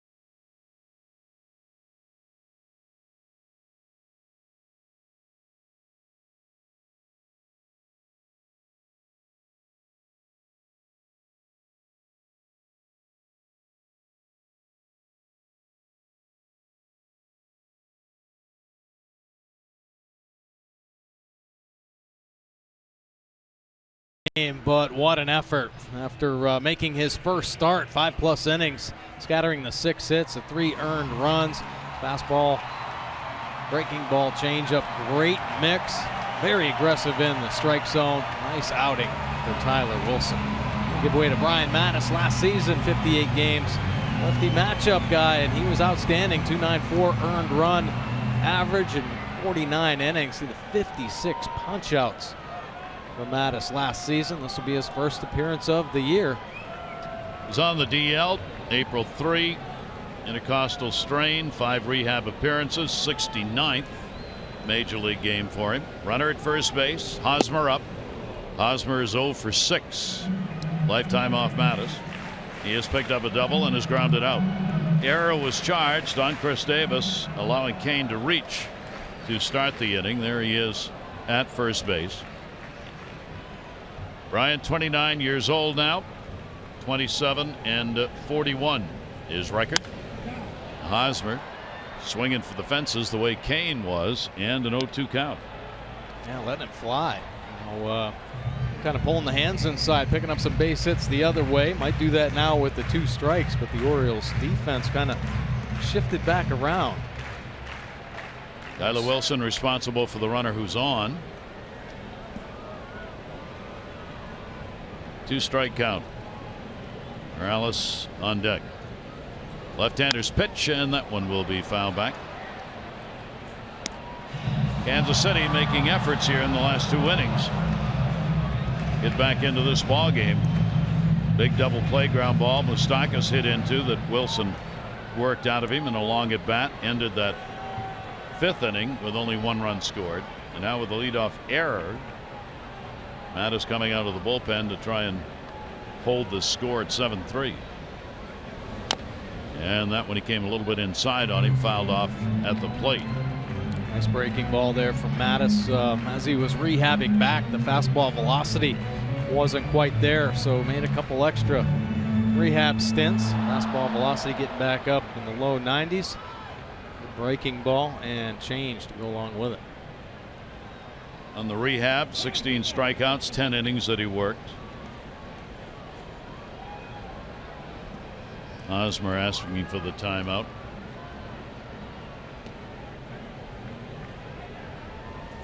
Here's the delivery, and he had a reach. Got him to pop it up, second base. Scope. And there's one of the three. Need to get out of the inning. Now the Orioles going to be back home on Thursday to begin a 10-game homestand. Take on the White Sox 7:05. On Sunday, May 1, the kids can run the bases. Every Sunday home game, all kids 14 and under get to run the bases after the ball game. So make every Sunday a family day at the yard. It'll be a great memory for the kids and for you. For tickets, Orioles.com or 888-848-BIRD. Youngster on hand here watching the ball game with the Orioles orange. They stand out in the sea of blue. Kendrys Morales 0 for 2. Adam Jones robbed him of an extra base hit. Taking the ball up near the wall in center his last time up. Gain on at first base, one down.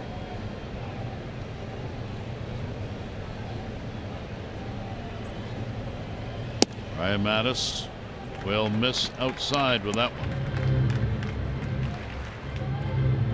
And Morales trying to work the count in his favor. Michael Givens in the bullpen. Morales 3 for 10 off Brian Mattis.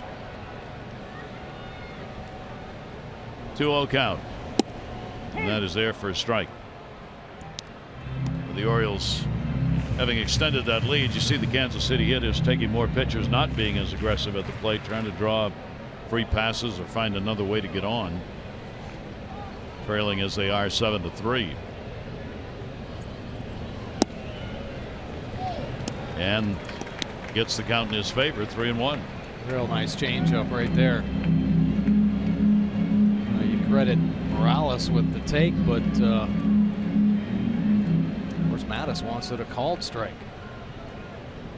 Morales best average against any club he's faced. The Orioles. 3-1 delivery lifted in the air at the end of the bat. Kim coming on. It'll play in a hop. Runner stopping at second base is Kane. That one right off the end of the bat. Not a lot on it. And there are 2 on and 1 down. This copyrighted telecast presented by authority of the Orioles may not be reproduced or retransmitted in any form, and the accounts and descriptions of this game may not be disseminated without the express written consent of the Orioles. So for the second inning in a row, the Royals threaten. That's hit number 7. Kane at second, Morales at first, and Alex Gordon. Power bat. Base hit, run scored in the second, and he is popped out. Well, the Orioles know that the Royals, just because they're playing a little sloppy tonight, they're down by 4 runs. The Orioles know they're not going to give up. They're not just going to throw their bats away. And this is a dangerous lineup because what Ned Yost talks about. They don't strike out a lot. They put the ball in play. They put the pressure on the opposing team. They take their chances with that. And it's a winning formula, and it has been the last 2 seasons of this Royals club. Gordon 2 for 8 with a home run off Mattis. And the pitch on the inside corner for a strike. 1 ball, 1 strike, and 1 down. Mattis coming out of the bullpen, and right now I'd like to find that ground ball for another double play to get out of the inning.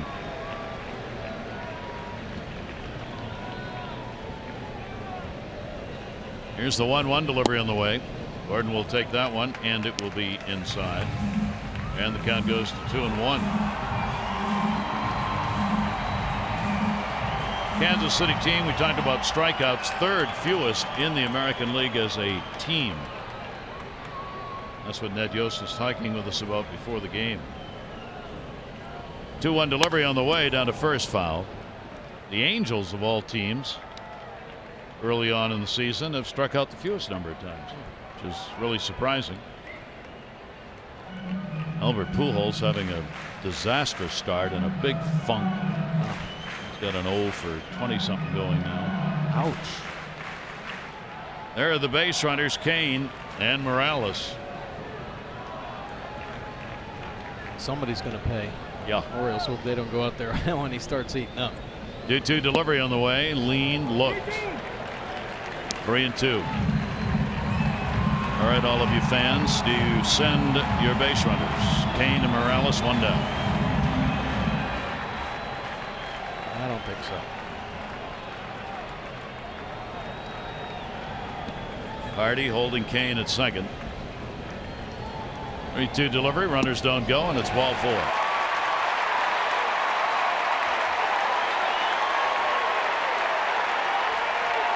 That is the first walk picked up in the ball game by the Royals, but Showalter on his way back out with Salvador Perez coming up. And Brian Mattis's return less than successful. He gets one out on the pop-up, gives up a single and a walk. The bases are loaded in the 6th inning. Givens on to face Perez.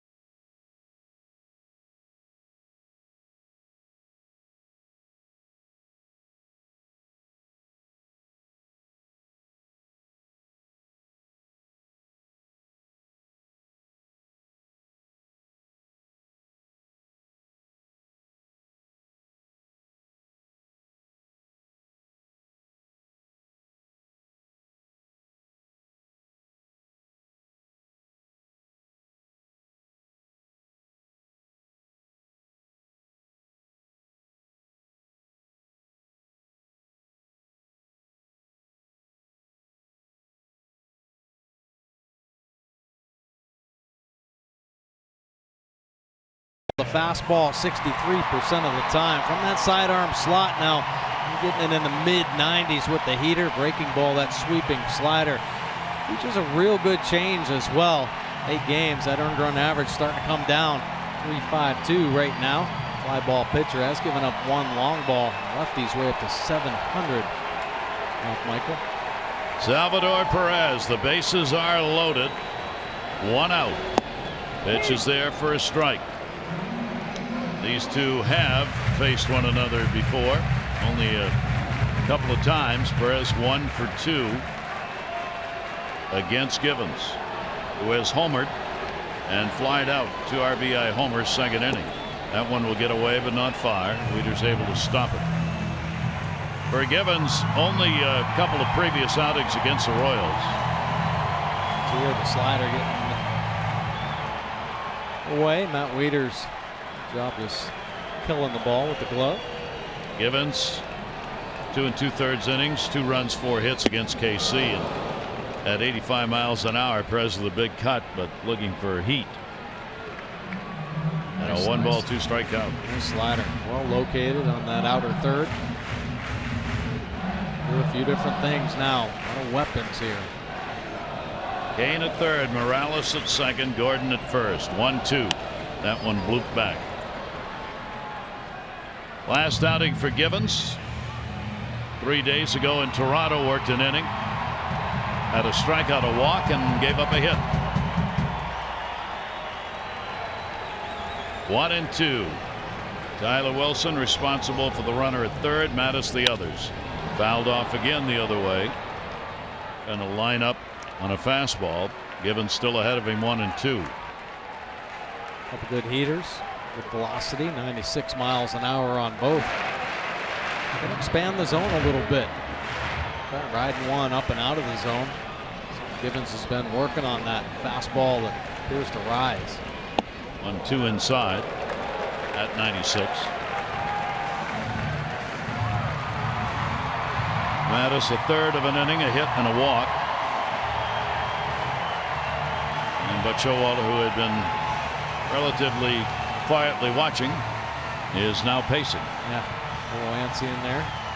Dave Wallace rejoining the team today, having to get to it on the bullpen again. Orioles bullpen, of course, has been just outstanding again early on this season. Second best ERA in the American League for the pen, 1.74. 2 ball, 2 strike delivery. Perez again nubs it foul, so it'll be at least an 8-pitch at bat. Well, that's a better pitch, though. Work the edges. Not far ahead. Too many pitches left over the heart of the plate.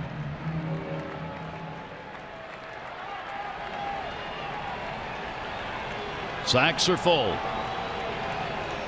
2-2 to Perez, and he chases and Givens gets him. Big strikeout. 2 down.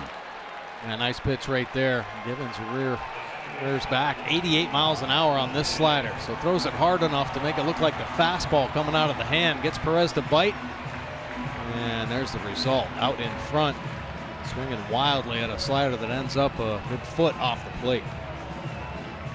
So 2 down, and Infante, who's had a double and is flied out, stands in with 2 out and the bases loaded. Will take the pitch. It is on the outside corner for a strike. He didn't think so. Infante 0 for 1 off Givens. Started the inning with an error. Charge to Davis on a play at first. Kane went to third now. Morales a single and the walk to Gordon, loading the bases. But after all of this, Orioles a chance to get out of the inning. That'll be down the line in right field to the seats. And a 2-strike count on Infante, and Wieters will go out to make sure on this big pitch. Yeah, there really has to be commitment here in this situation. Both Givens and Wieters have to be on the same page. And there has to be an awareness of what's going on the field now. Bases have been loaded for a while. Runner at second base, maybe checking the signs out. Maybe Wieters wants to change over. 0-2 delivery on the way. Infante won't go after it. Wieters did. 1-2. Wieters went down like a hockey goalie right there. Good save. To make the pad save, right? Almost took the 5-hole. Here's the 1-2 delivery on the way. Again outside. Wieters shaking his head yes to Givens. He wanted a couple of pitches to try and get Infante to chase, but they weren't close enough. Kane, Morales, Gordon. 2-2. Cued off the end. Not giving in. Love it. Staying on that outside corner with the slider.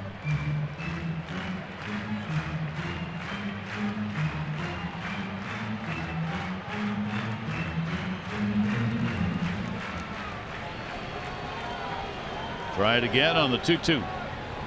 Infante won't bite.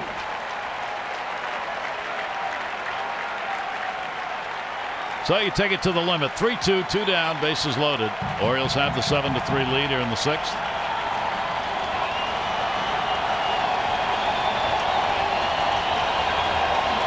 Delivery. Infante goes down swinging. 83-mile-an-hour delivery, and Givens comes on and gets 2 strikeouts. And through all of that, no runs on a hit, an error, and 3 are left on. Our Honda do-up. Trumbo, Wieters, and Hardy. Orioles still up 7-3.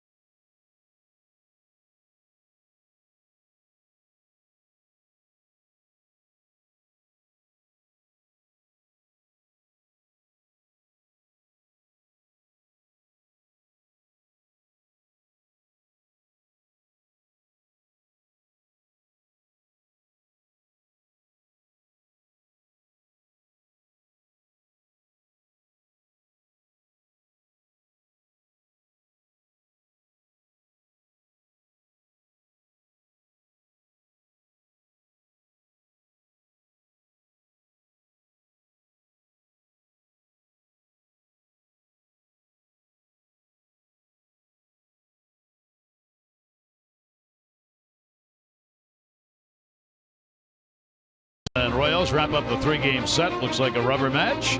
Mike Wright takes the mound against Giordano Ventura. Coverage on MASN 2 begins at 1:30 O's Extra, presented by Jeep, followed by game coverage at 2. All the access you need right here on MASN. Beautiful ballpark in the city of fountains. Lots of the fountain water here at Kauffman Stadium. Mark Trumbo. Trumbo's had a big game, couple of singles, 3 RBIs, and he has struck out. Wieters and then Hardy as we start the 7th. His pitch will be taken. It is a strike in the outside corner. Orioles have gotten through a couple of innings, 5th and 6th, where KC threatened. And the Oriole pitching up to the job. Orioles have left 6. Royals have left 5. 4 of those in scoring position. That'll go to center. Kane is there to put it away. Trumbo's retired, 1 down. Yeah, those middle innings of a ball game would be testers. You know, your starting pitcher is fatiguing, gone through the lineup maybe 3 or 4 times, so it's always risky. A lot of teams fighting to try to find a way to get to the back end of their bullpens. Orioles made it through those 2 innings. Wieters an 0 for 3. Will take the pitch inside for a ball. Pop out, fly out, strikeout. Matt at 250. And that pitch is in there for a strike.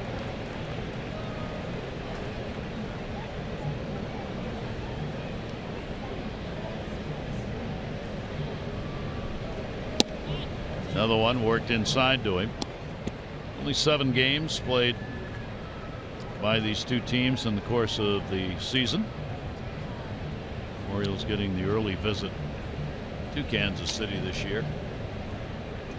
2-1 pitch. Wieters takes, and it will catch the outside corner. 77. 2 balls, 2 strikes.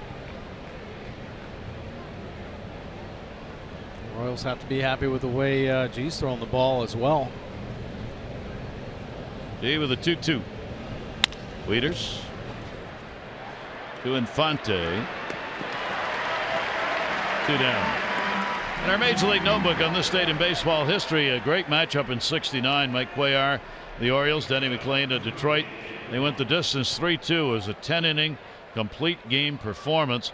Cuellar got 20 consecutive hitters at one point in that ball game, and Denny McLain had 21 consecutive outs.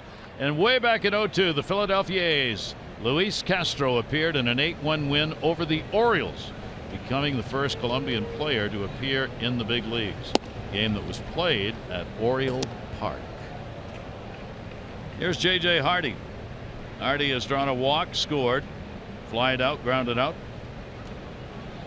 A couple of hits, 6 at bats, and an RBI in the series. Fastball will be taken up high.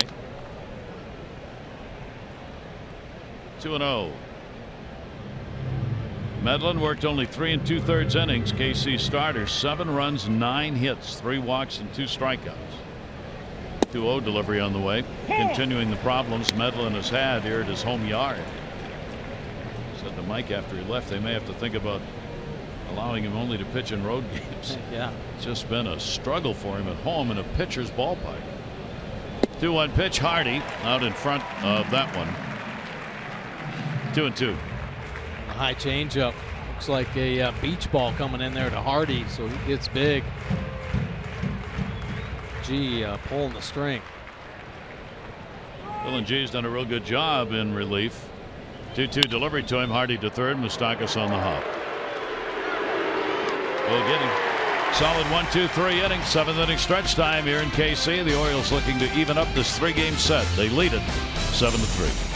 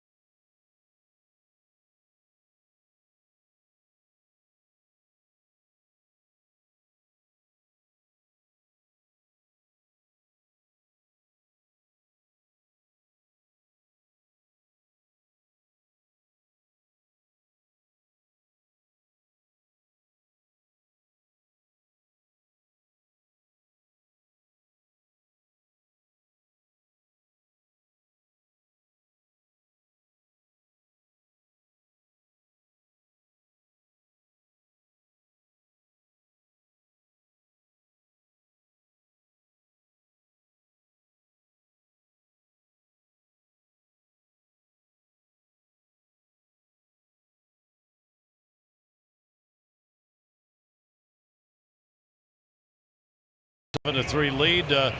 What do you think? I mean, Tyler Wilson pitched really well in this game, obviously hoping to stay in a rotation. I don't know. Hey, Tyler Wilson's pitched great all year. You know, he got thrown into the bullpen, long relief. He's eaten up some innings and been very solid there. Here showing what he's all about in the starting role. This kid can handle anything. I think Buck Showalter, very fortunate to have him. He can be a very versatile pitcher.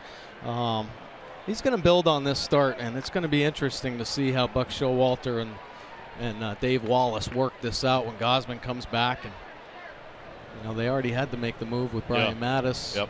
Of course, that got taken Gallardo, care of with Gallardo going on the DL. Yep. Bottom half of the 7th inning, Givens, the pitch driven to center field by Dyson.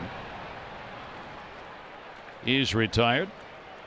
And the Orioles get the first out again. Our PNC inside the numbers. Yeah, Orioles bullpen. Take a look at the bullpen ERAs. American League leaders. The White Sox leading the way, but the Orioles right behind them. 1.74, and they have been challenged as well, eating up a lot of innings here in the early going of the season. And they have been consistent and solid. Brad Brock, O'Day, and Zach Britton. That is the Orioles version of the three-headed monster. Pitch taken for a strike. Alcides Escobar, the leadoff batter. Base hit, an RBI. He's grounded out and struck out. 2-run homer by Perez in the 2nd inning. Those are the 3 runs on the board for KC. End of the bat, Hardy's got it. Plenty of time, gets the out.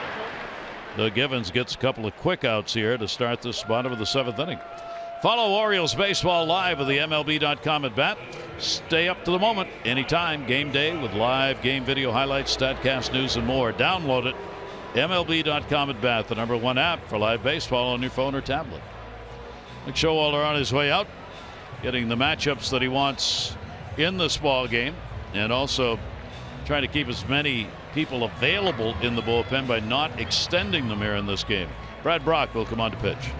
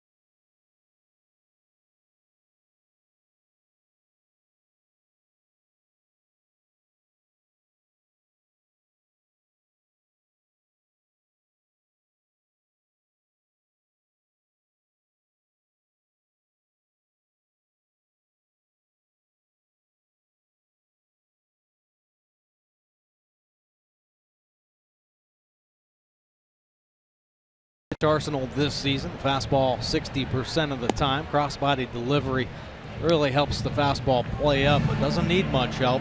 Mid-90s with the heater. Breaking ball, the sweeping slider, and that turbo change 26% of the time.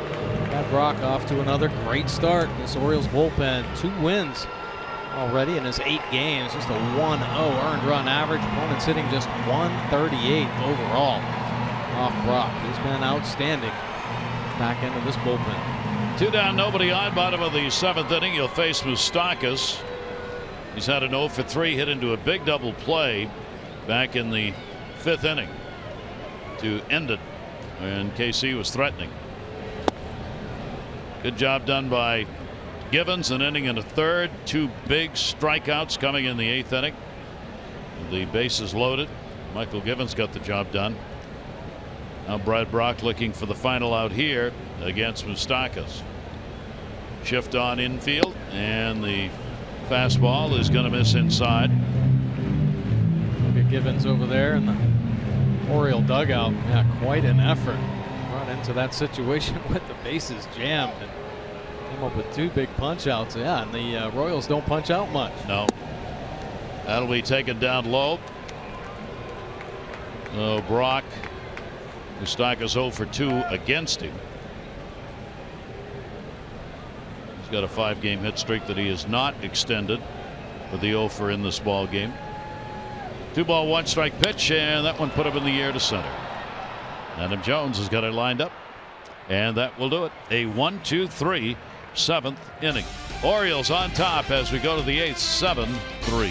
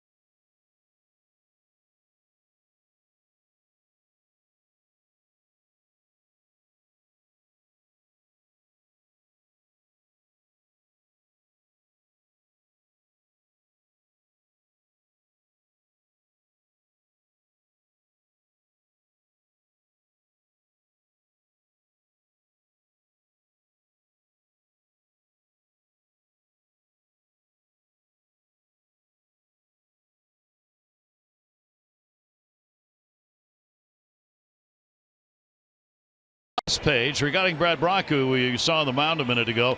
His numbers from last year, they have added a hold. Major League Baseball has. There's the definition: a reliever coming into a game to protect a lead gets at least 1 out and leaves without giving up that lead. He gets a hold. Now the hold is an unofficial statistic, still not official.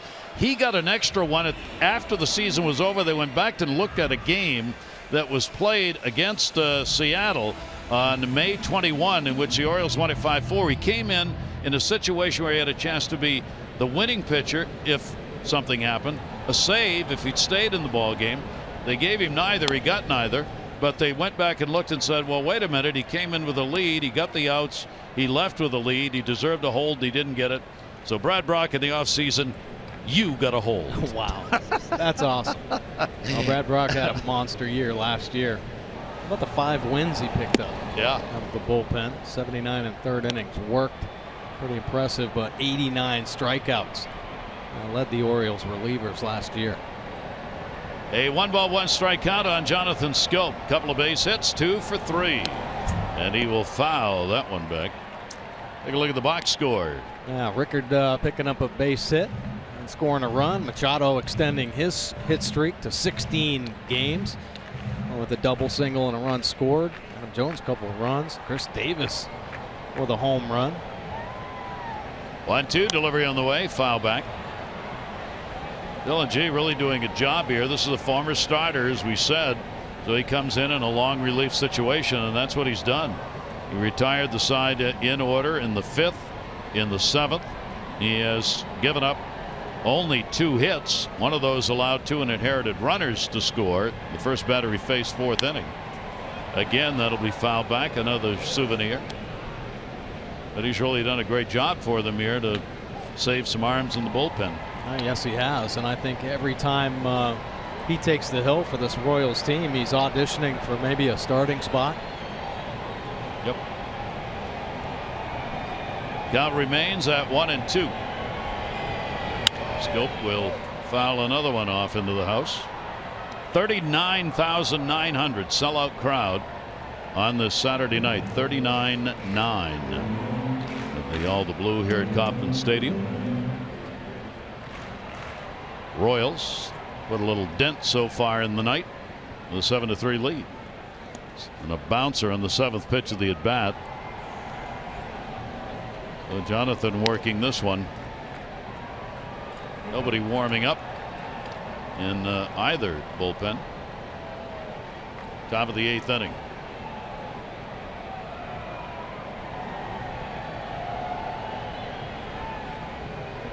Two-two delivery. It's a pretty good battle. Yeah. Jonathan fouled off some heat. And G just filling up the strike zone right now in attack mode. Like to see that from a pitcher. 2-2 delivery again, and another one foul back.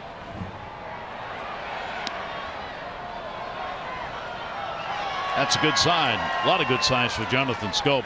I mean, one, he got out of the 0 for 17, 2 hits, and he's clearly just missing getting on pitches here. 10th pitch of the at bat. 2-2 again, and he gets it. A wrinkle down and away that he took something off of the strikeout, his third. Yeah, pretty nasty pitch here. Aggressive with hard sliders and fastballs. And it takes a little off on this one. A nice finish at the end. Boy, does that have some late bite.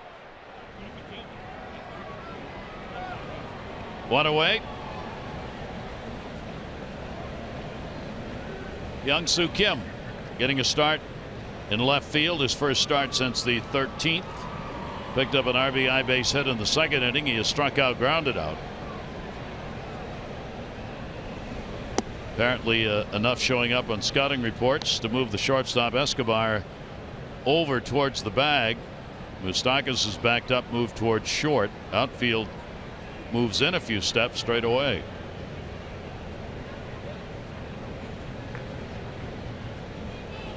One-0 delivery hit off the glove of Hosmer, and it's a base hit. That was a do-or-die play, and Kim's got his 2nd hit, so 2 for 4. As Hosmer just too hot to handle on that one. Every time Kim gets a playing opportunity, he does something good. Couple hits in this ball game. I see him turning on the pitch. Did the bat head get to this ball? Didn't square it up completely, but I see him turning on the baseball. A ball to handle over there for Hosmer. So Kim with a couple of hits comes out for Reimold, the pinch runner. Nolan Reimold in. The Orioles will try and add to this 7-3 lead. A dozen hits for the Orioles. One away. Joey Rickard, top of the order. The base hit his last time up. Fielder's choice in the 4th inning, and he scored. Officially a 1 for 4. But he has crossed the plate in the ball game. Reimold off first. Came inside on him that time. The Orioles scoring department. They've been led, as you would expect, Manny Machado in runs scored, along with Chris Davis. Part of that because all of the walks rather, that Chris has picked up, and Chris has scored twice in this game with a homer and a base hit. Rickard pumps that one down the line. Dyson coming over and in foul territory makes the catch. 2 down. Streaks alive. Manny Machado kept it going his very first at bat, picking up a base hit. How about the highest OPS in March and April for the Orioles since 1954? Machado on that list with some huge names. Of course, Robinson back in 1966, 1.561. That was the year they won the Triple Crown MVP in '66. Hamilton, Murray, and Robinson on there again. Pretty impressive list. Manny with 2 down, runner at first base, goes after it. He's also added a double, an RBI. He's scored a run. So 2 for 4 in the ball game. 16-game hit streak. 3 hits, 8 at bats. He's picked up a home run and 2 RBIs in the first 2 games of the series. Perez out to block that one. 1 ball, 1 strike count. Well, Manny Machado whistled a double up over Gordon's head earlier in the ball game. See Wang out there warming up in the Kansas City bullpen. And Manny Machado, you know, as he's evolved over the past few seasons, seen the strength. We talked about his lower half getting stronger because of the rehab he's had to do, a couple knee surgeries, and just the overall strength as he's grown into his body. He's getting a lot more carry on balls. The balls are coming off his bat. He's hitting more line drives and fly balls, but it's coming off hot. He's like up around 95 miles an hour. This elite category with some of the best hitters in the game. Manny Machado is right there. Right there with Josh Donaldson in home runs, third baseman. Donaldson first, Machado second since the beginning of last year. 2-ball, 2-strike count. Reimold at first base. Stays away. You may have heard the voice of Laz Diaz, home plate umpire, telling everybody 3-2. Nolan Reimold pinch running. Will have Hosmer holding him 3-2 away instead of playing behind him with a right-handed batter up. And with the runner going, a swing and a miss. So the Orioles retired. No runs on 1 hit, no errors, and 1 left on base. Bottom of the 8th, O's up by 4.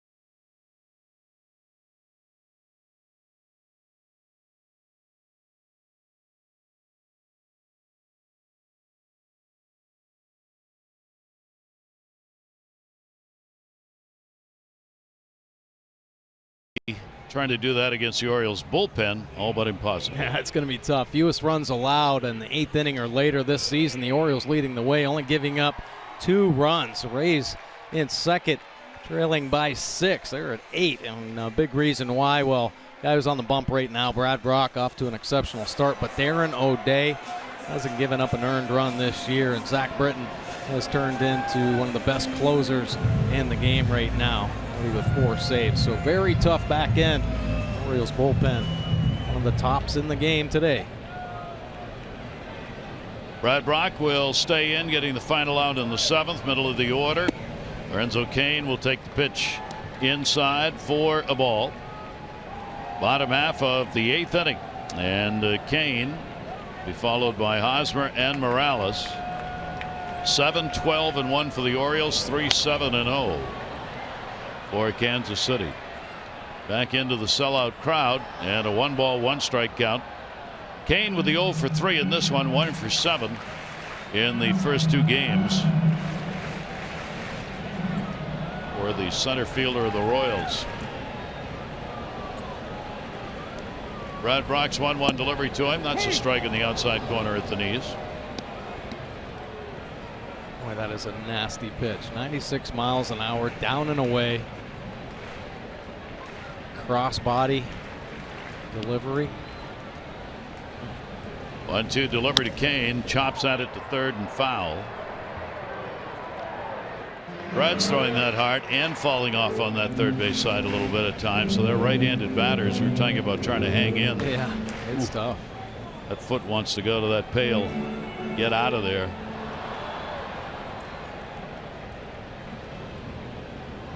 One, two count.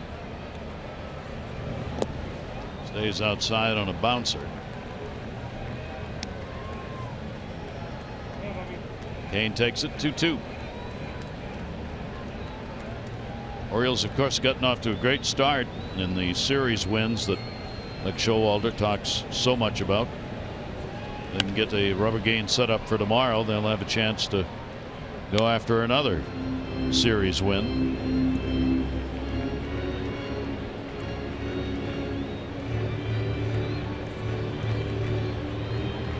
Yost, the winningest manager, Kansas City Royals history. Buck Showalter working his way up, third in Orioles history now. 2-2 delivery, and that's back into the screen. Royals have taken some big cuts on Oriole pitchers in this game. Very aggressive at bats, trying to drive it.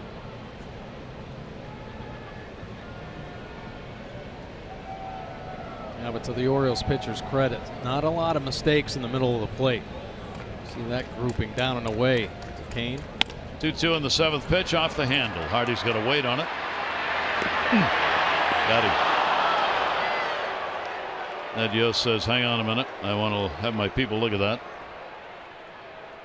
Well, I think JJ probably has the best internal clock in the game and lightning quick feet, knowing the speed of Kane. A soft hit roller.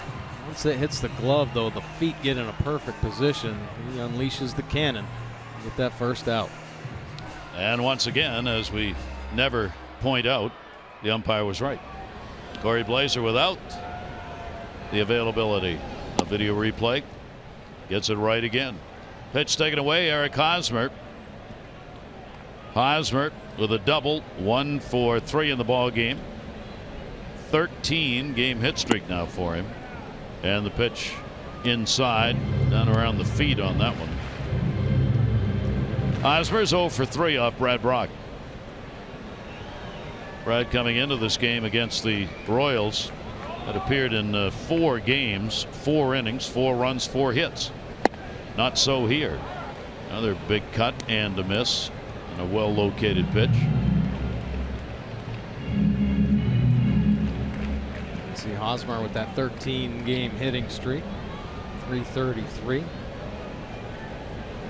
2-1 delivery in the air. Jones got to go over, turning away from him, and he'll make the catch. A ball slicing to the gap. And Adam was positioned well, got a good jump, and there are 2 down. A nice play by Adam Jones. He makes it look so easy. Gets in that glide speed. Great first step here. Hosmer smokes this ball, and it's cutting away from Adam Jones. How about that line? Easy closing speed and long arms, able to reach up. And Kirby looking out at Adam Jones. Adam looking at him. Positioning. 2 down. Morales, a single. 1 for 3. Robbed of a hit by Adam Jones back in the 4th inning. Kendrys Morales trying to get something started with 2 away here in the 8th. Here's the shift again. Scope's got a charge from right field and makes the play. Side retired in order as the Orioles bullpen are chewing them up right now, and the Orioles have the 7-3 lead.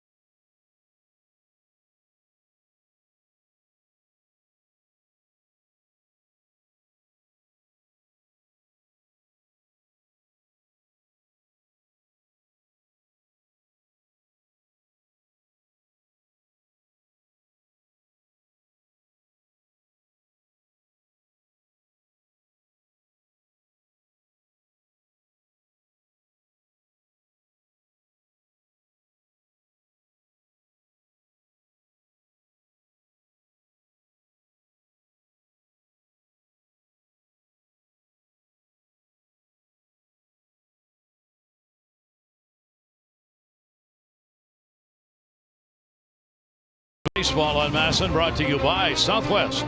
Transparency, low fares, nothing to hide. And by Royal Farms. Royal Farms, world famous chicken and western fries made fresh, never frozen.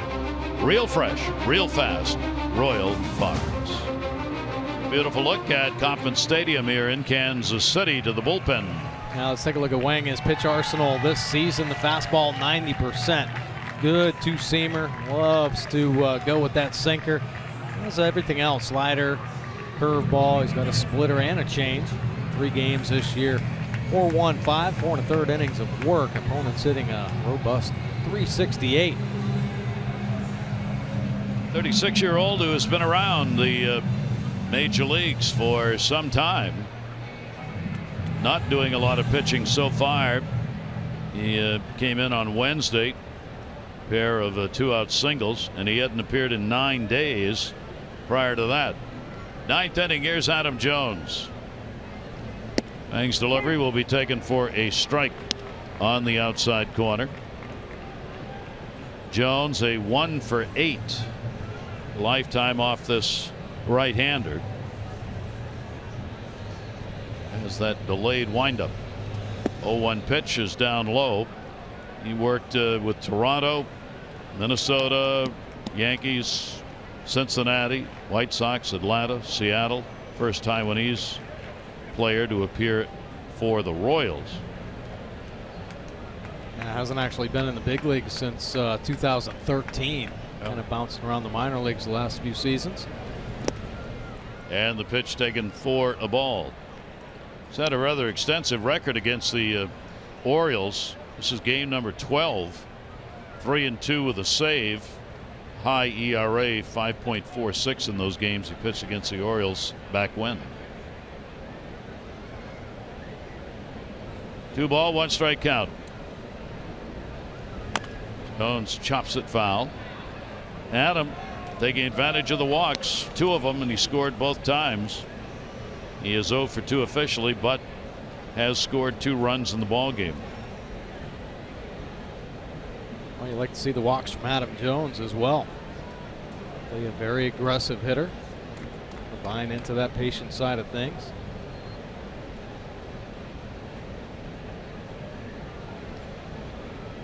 Two. Again, worked inside.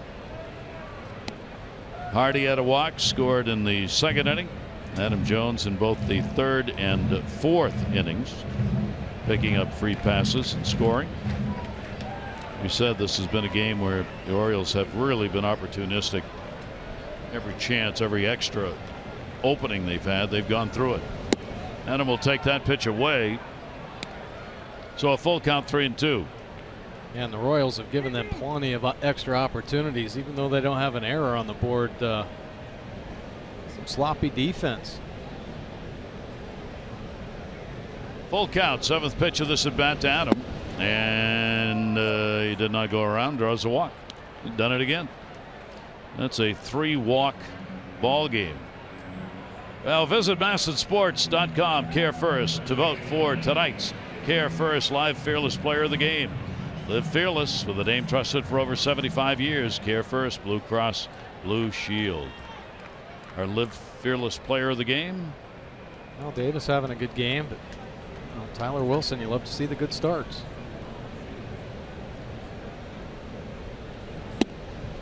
Big cut. Runner on at first, leadoff man on for the Orioles here in the 9th inning.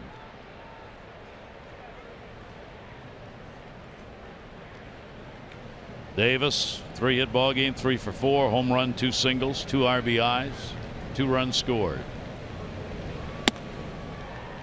Next pitch to him is going to be taken up high. Davis 4 for 5 off the right-hander as Darren O'Day is ready to go in the bullpen.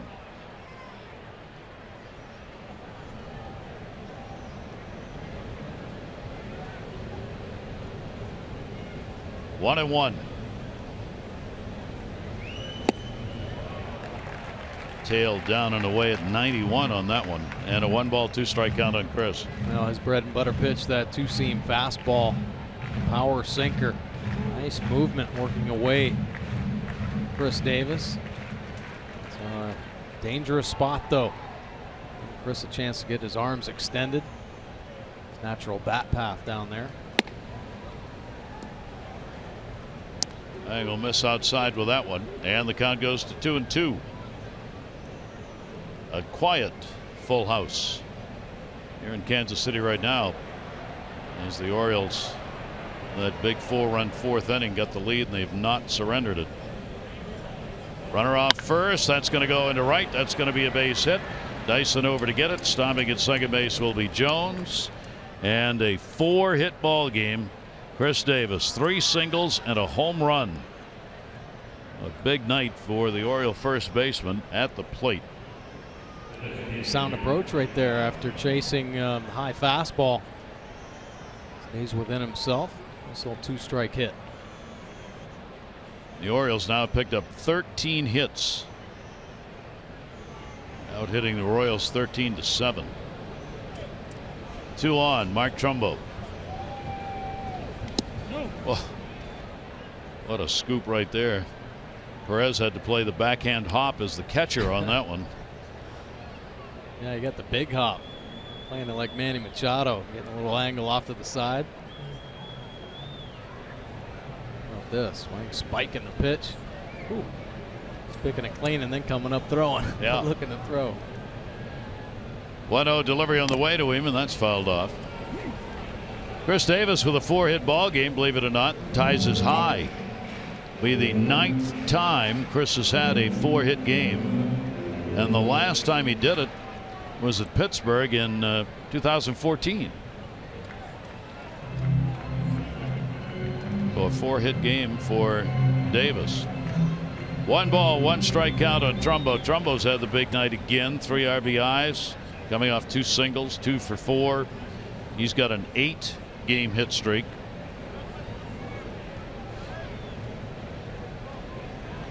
He's got a chance to add to those numbers right here. Base hit, pick up another RBI. 1-1 delivery to him. Came back inside. Trumbo able to hold off on it. Yeah, Trumbo's having some fun this year, hitting behind Chris Davis. We weren't giving Davis anything for a while. That's the high walk count for Davis. So Trumbo started getting on fire. Good pitch that really dove down. 2 ball, 2 strike count. Got to come somebody in this lineup. Start pitching to Davis. Flipping out the 4 hits today. Hasn't had a lot of these opportunities. Typically just kind of being very careful with him, working the edges, seeing if he'll chase, but he's showing the good patience. 2-2, runners off first and second. Lang's delivery is a chopper. This is going to be a tough play for anybody if it's fair, but it rolls foul. So everybody will go back. Trumbo back to the plate. Keeps his at-bat alive on the 2 ball, 2 strike count.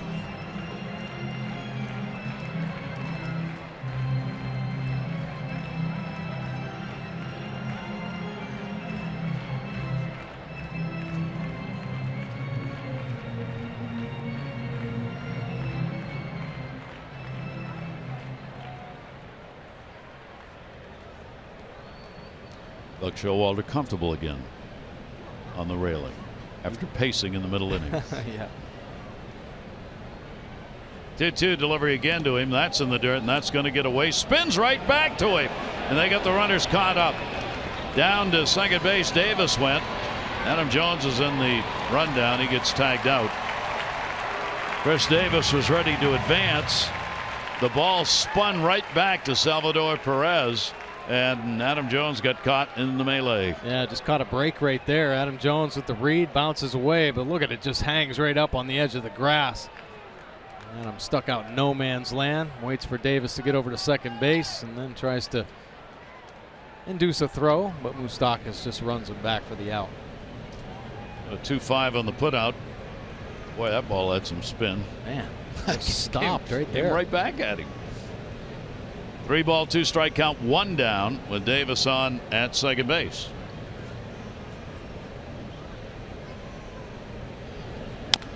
And again, that will be fouled off. The Orioles have done a lot of that in this ball game, which has obviously been a big problem for the Kansas City pitchers. Their starter Medlin, 7 runs, 9 hits, 3 2/3, still their pitcher of record.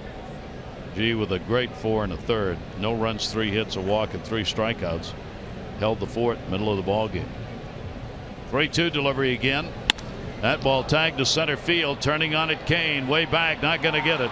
Davis, the late start, will round third. He's on his way in. Trumbo goes into second base, picks up his 4th RBI of the game and his 3rd hit, and the Orioles have an 8-3 lead. Well, Trumbo is just covering the baseball. It comes off his bat hot, and we've seen it get to the wall quick as anybody. In this ball game, Machado beating Gordon. Here, Trumbo beating Kane in straightaway center field. Don't see that too often. This ball just up, beating him, trying to run it down, just flagging the glove just in case. Big man Davis, good speed, easily scoring for Trumbo. 15 RBIs, a team leading number for Trumbo. Fouled away by Wieters. He's 0 for 4 in the ball game. So Trumbo coming across with the 4 RBIs. He and Davis having big games, either pushing runs across or scoring them. 0-1 delivery. Rode in on the fist a little bit and fouled straight back. 8 runs on 14 hits for the Orioles.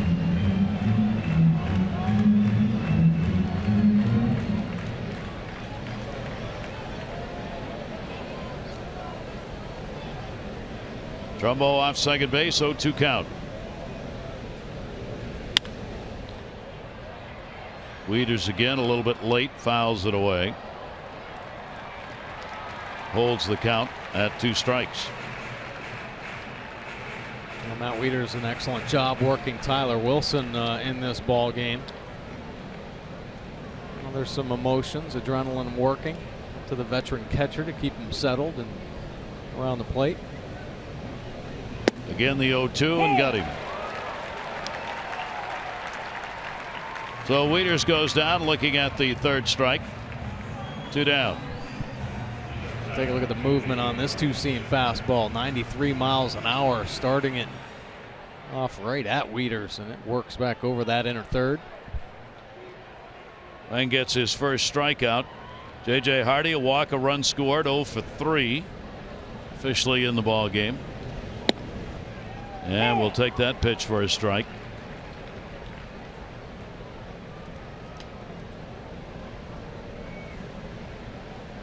Mark Trumbo with the 4 RBI ball game. He's had a 5 RBI game this season. Now a 4. His first 4 RBI game, 1 5 RBI game. And this is the 2nd ball game this season. She's been able to deliver those kind of numbers. And that 5 RBI game was a 5 RBI inning. Yeah. Texas hit 2 home runs in 1 inning. 1 ball, 2 strike count.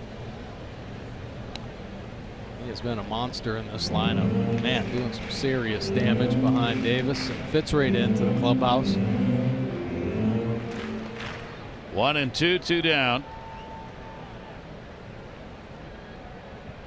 Hardy looking to pick up an RBI himself. Orioles up 8-3. Lang with the 1-2 delivery and a ground ball up the middle, and it's picked up by Escobar. He will get the out. Orioles are retired. They pick up a run on a couple of hits, leave 1 on, 8-3. O's on top.